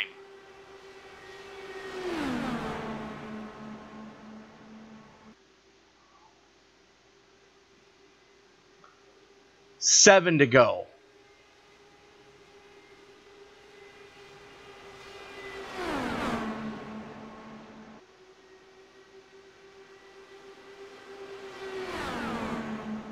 Karam backs up to get a run coming off a 4. Justin Michael doing everything he can to try to break the draft.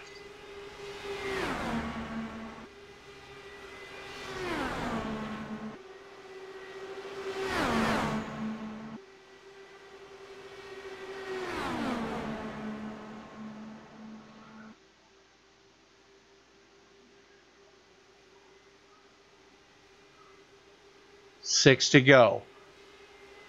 Michael still doing everything he can to try to break whatever draft Sage Karam can get off of him.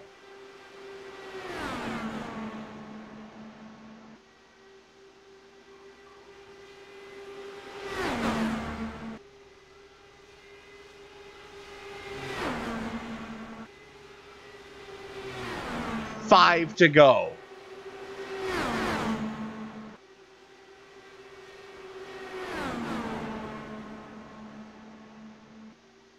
Looks like the arrow push is causing Karam to fade a little bit. Michael into the grass.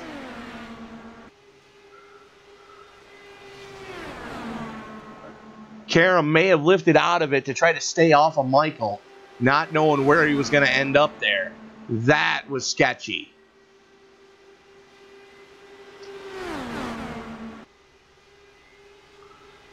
Four to go.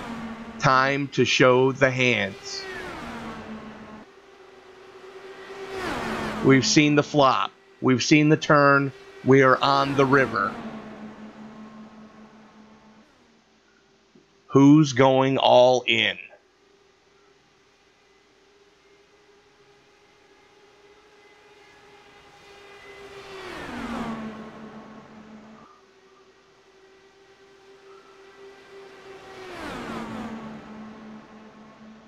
Justin Michael with a twitch coming off a 3. 3 to go. Protecting that inside line like it was his firstborn child.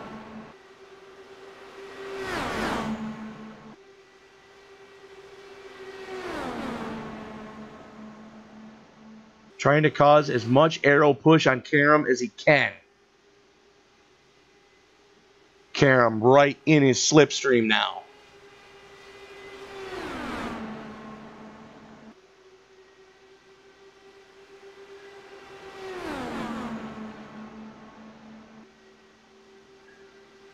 Popsicle sticks coming out, this time across the yard of bricks.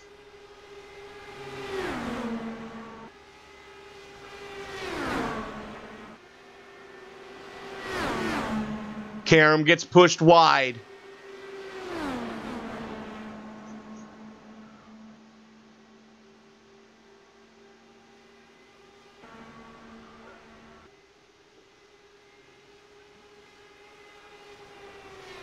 Justin Michael in control of the field. 1 lap to go this coming time across the stripe. White flag is unfurled. Final lap. Here we go. Karam's going to have 1 shot at it. Michael has had control of the field most of the night.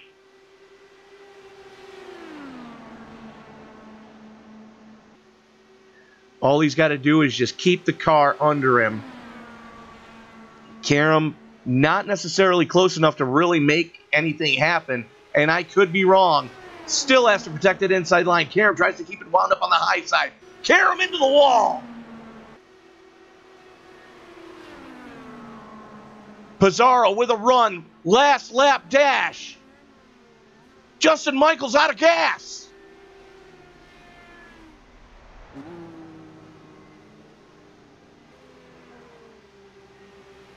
Tony Pizarro has just won.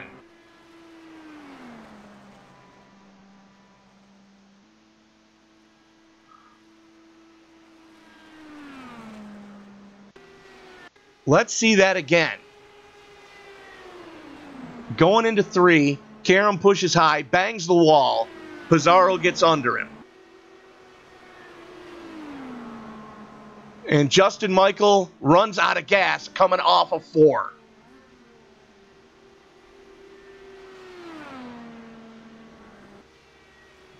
Tony Pizarro steals one. Holy cow. What a finish. Wow.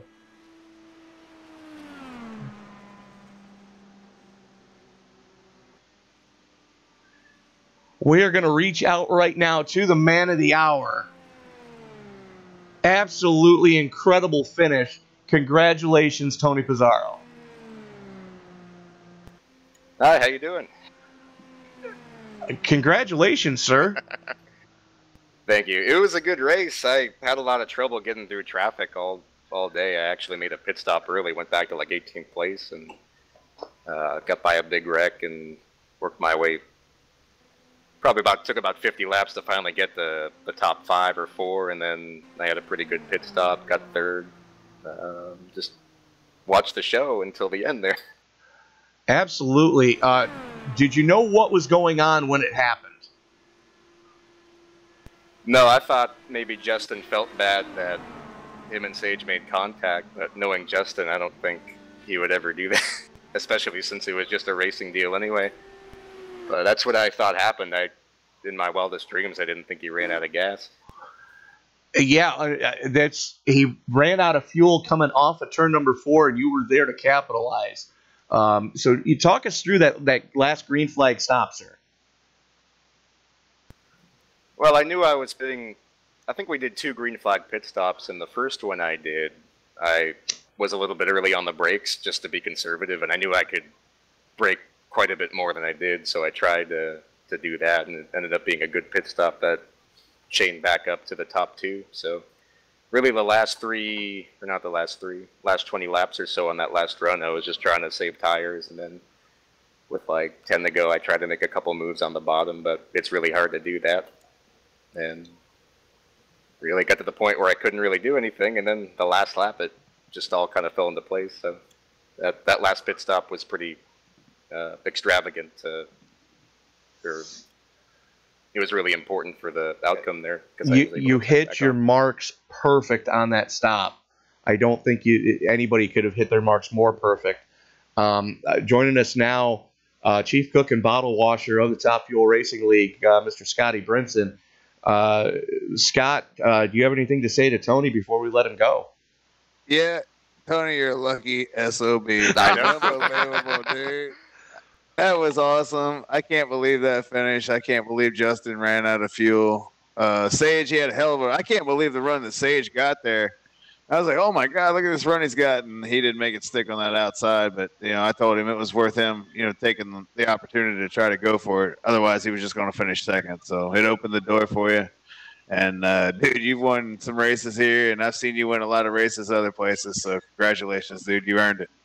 Yeah, thank you. When I made contact with Sage about 2 laps to go, I thought we were done. I didn't think he would ever catch back up, but him catching back up ended up not really being the difference because Justin ran out of gas, but it made it a lot more interesting. So, yeah, I was surprised he got that run too.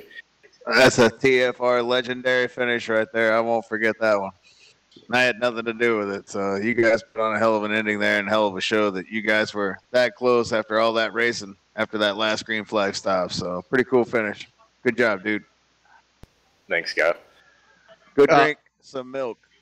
Well, the only thing I'm good. The only thing I got to complain about, Scott, is the logo that he's got on his car that I'm looking at right now. I think we need to fine him like half of his winnings for having that on his car. What's on it? I don't know what's on it. There's 2 red pieces of footwear right in front of his rear tire. I have to take a look at it. Of the slip-on variety. You talking about mine? Yeah.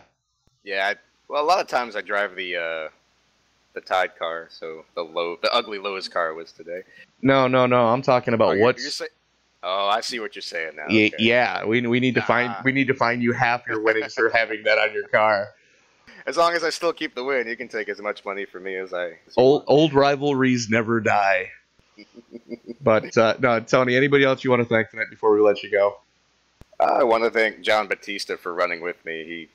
Me and him, we go back a long way, and he decided to try his first IRL 18 race here. He hit the wall early on and kind of killed his day. But I want to thank Sage because he's really given the league quite a boost just by his presence here. We were able to get 33 drivers easily. I think we had at least 45 that tried to get in. Yes. I want to thank Scott for making the show. What I like about this is that it's not in May. Like, all the Indy 500 seem to be right around the other Indy 500. Oh, no, we have one then, too. Oh, I know, but at least we have another one that, right. When the fever's not there and you just want to do something abstract, you can do it. So that's a very good idea to do it now. You're not wrong. And I want to thank Justin and Sage for the awesome race. And Garrett, me and him had a couple battles going on. And unfortunately, it looks like Justin has left the building. I can't say I blame him on that one, though. No, he probably ain't going to have anything good to say. But let me just say from Justin's behalf that was a hell of an effort that he put in, and he's a hell of a driver. And I can't believe that happened. But most laps led tonight, I'd like to point out. Yeah, he's tough, man. I can't believe that happened to him. Hey, I'm still trying to wrap my head around what I just saw, and I had to call it. So craziness. Absolutely. But Tony, again, congratulations, taking the lion's share of the purse tonight. I would like to remind everybody watching that yes, this was a buy-in race, but it's 100% payback through the field. Yeah, everything will be paid back. Tony, you're going to get $85 for winning this race, so not bad on a $15 investment on your skills. Oh, yeah. Yeah, and good.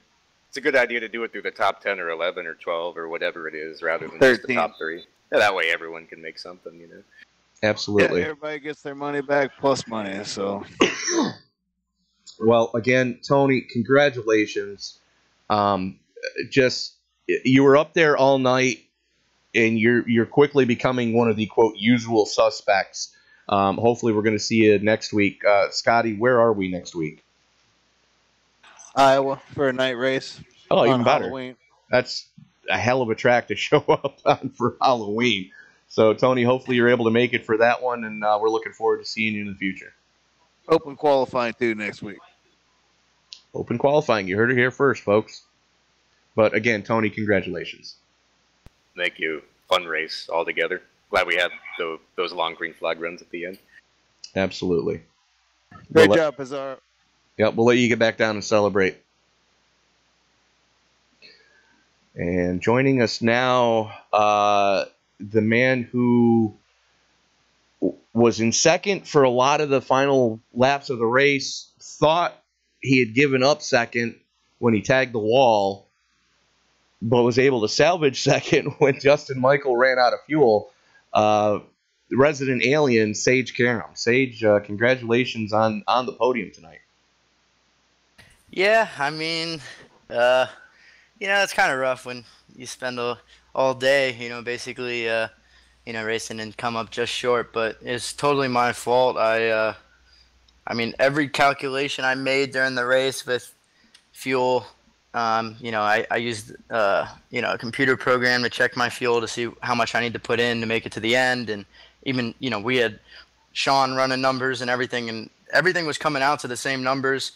And I put in the fuel that I thought I needed at the end, and I short filled it. And basically, everybody took tires on that last money stop there. And this car, when you used about it was about 6 gallons into the stint, the car just lost a lot of grip, so you couldn't really do anything. So towards the end of the race there, that's why I knew I had to keep the high line, or else Pizarro was gonna get up there and drive right around me with the dirty air. I would have had down low, so I did everything I could to just stay in second and save fuel. I got it to, basically I was gonna make it to the finish line. So I knew if I had any shot at winning the thing, it was going to be passing into turn 3. And, you know, it's the Indy 500, so I kind of just went for it, and I knew it was not going to stick. I mean, up top there, to be honest with you, I knew he wasn't going to lift and I wasn't going to lift.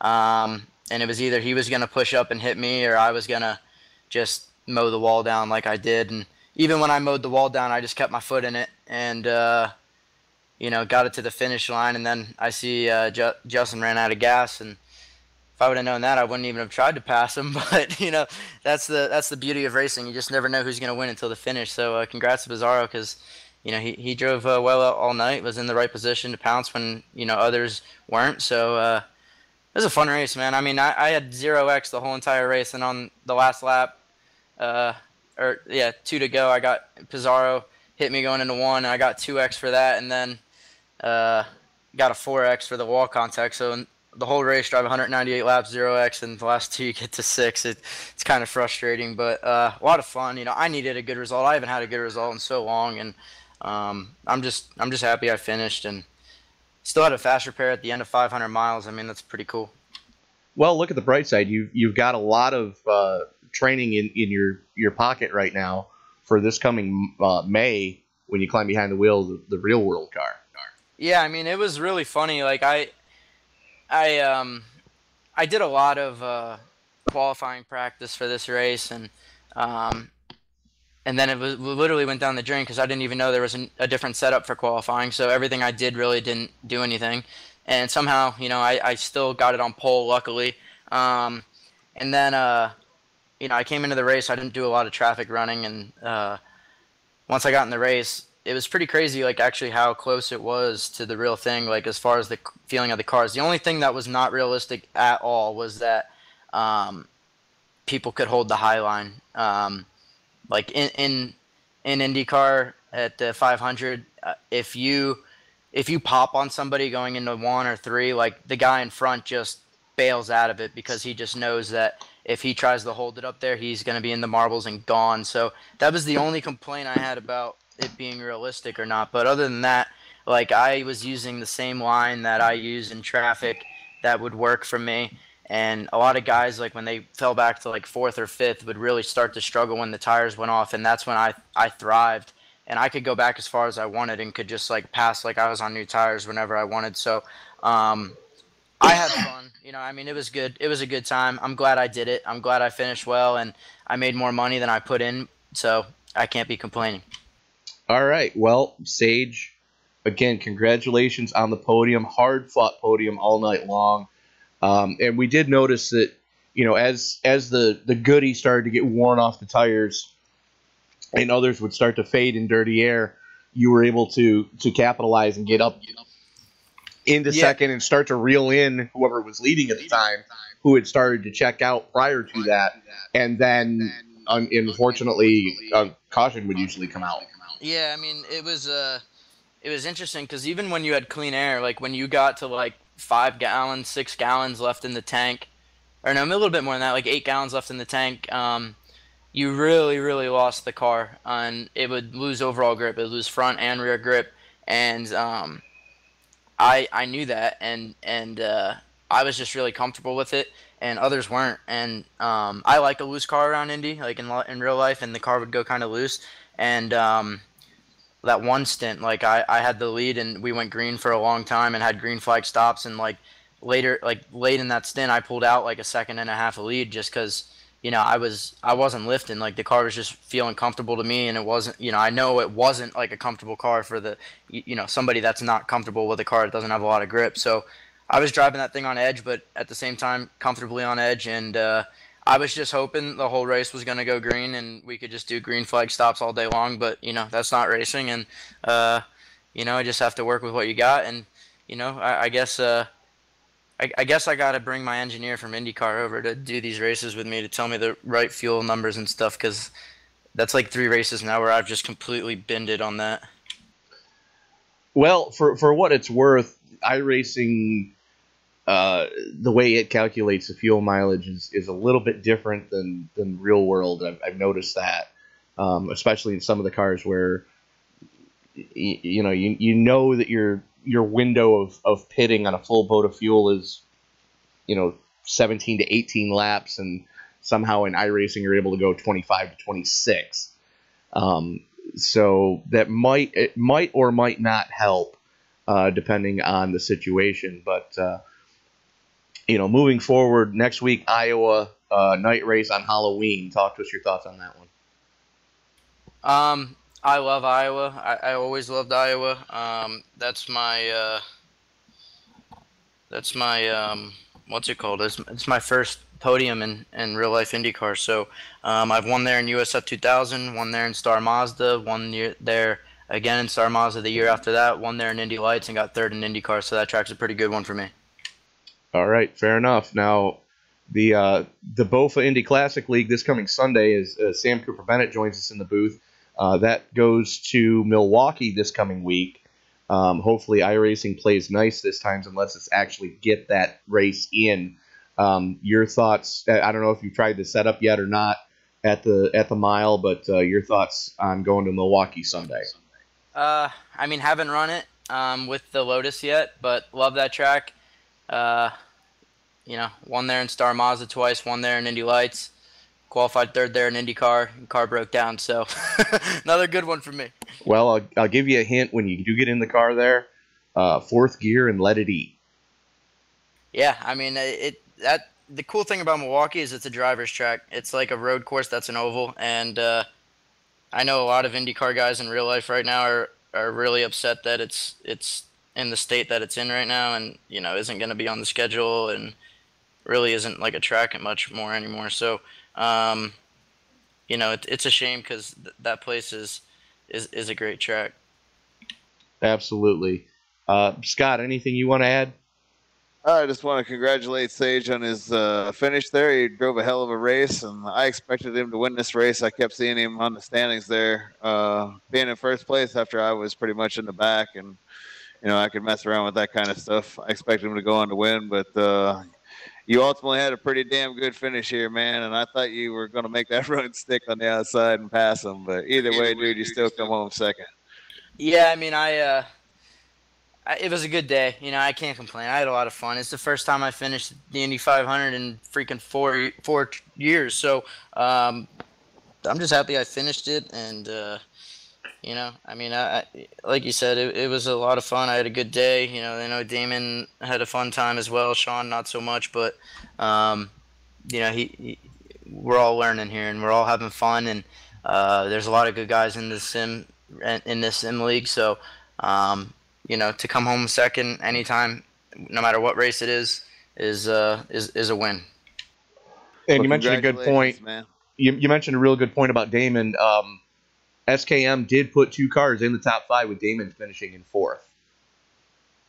Yeah, he drove great, and that's just Damon's just like Mr. Consistent. Like you just know like he's gonna run top 5 nearly every single weekend, road course, oval, and he's just a good dude to have on the team. Sean's kind of here part-time, comes in when he can. He works a lot, so it's good to have Sean.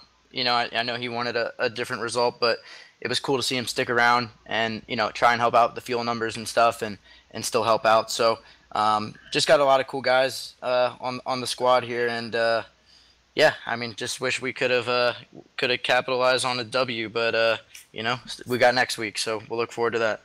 Absolutely. Sam, anything you want to add? Good race from everybody. Sorry, I'm a bit thirsty right now. Good race from everybody. Sage, congratulations on your second place. I know it's not what you wanted, but you gave it a good go anyway. What a finish we had. My race was ended when I got caught up in the big one. So, overall, it's been a good event tonight, and I've enjoyed watching it since I've been out of the car. All right, fair enough. Sage, if I can have you stick around after the race, I do need to touch base with you on a couple of things. But let's take a quick look at the results for tonight. As Tony Pizarro, for lack of a better term, stealing one at the end there, as Justin Michael ran out of gas and finished 3rd. Sage Karam banging it off the wall in the short shoot between 3 and 4, able to salvage 2nd place. Damon Martinez, hard-fought fourth-place finish. Garrett Maines coming home in fifth. Michael Jeans salvaged sixth. Jeff Hollingsworth, after being 5 laps down at one point, coming home in seventh. Tyler Vickery in eighth. Keith Maiato hanging on for ninth.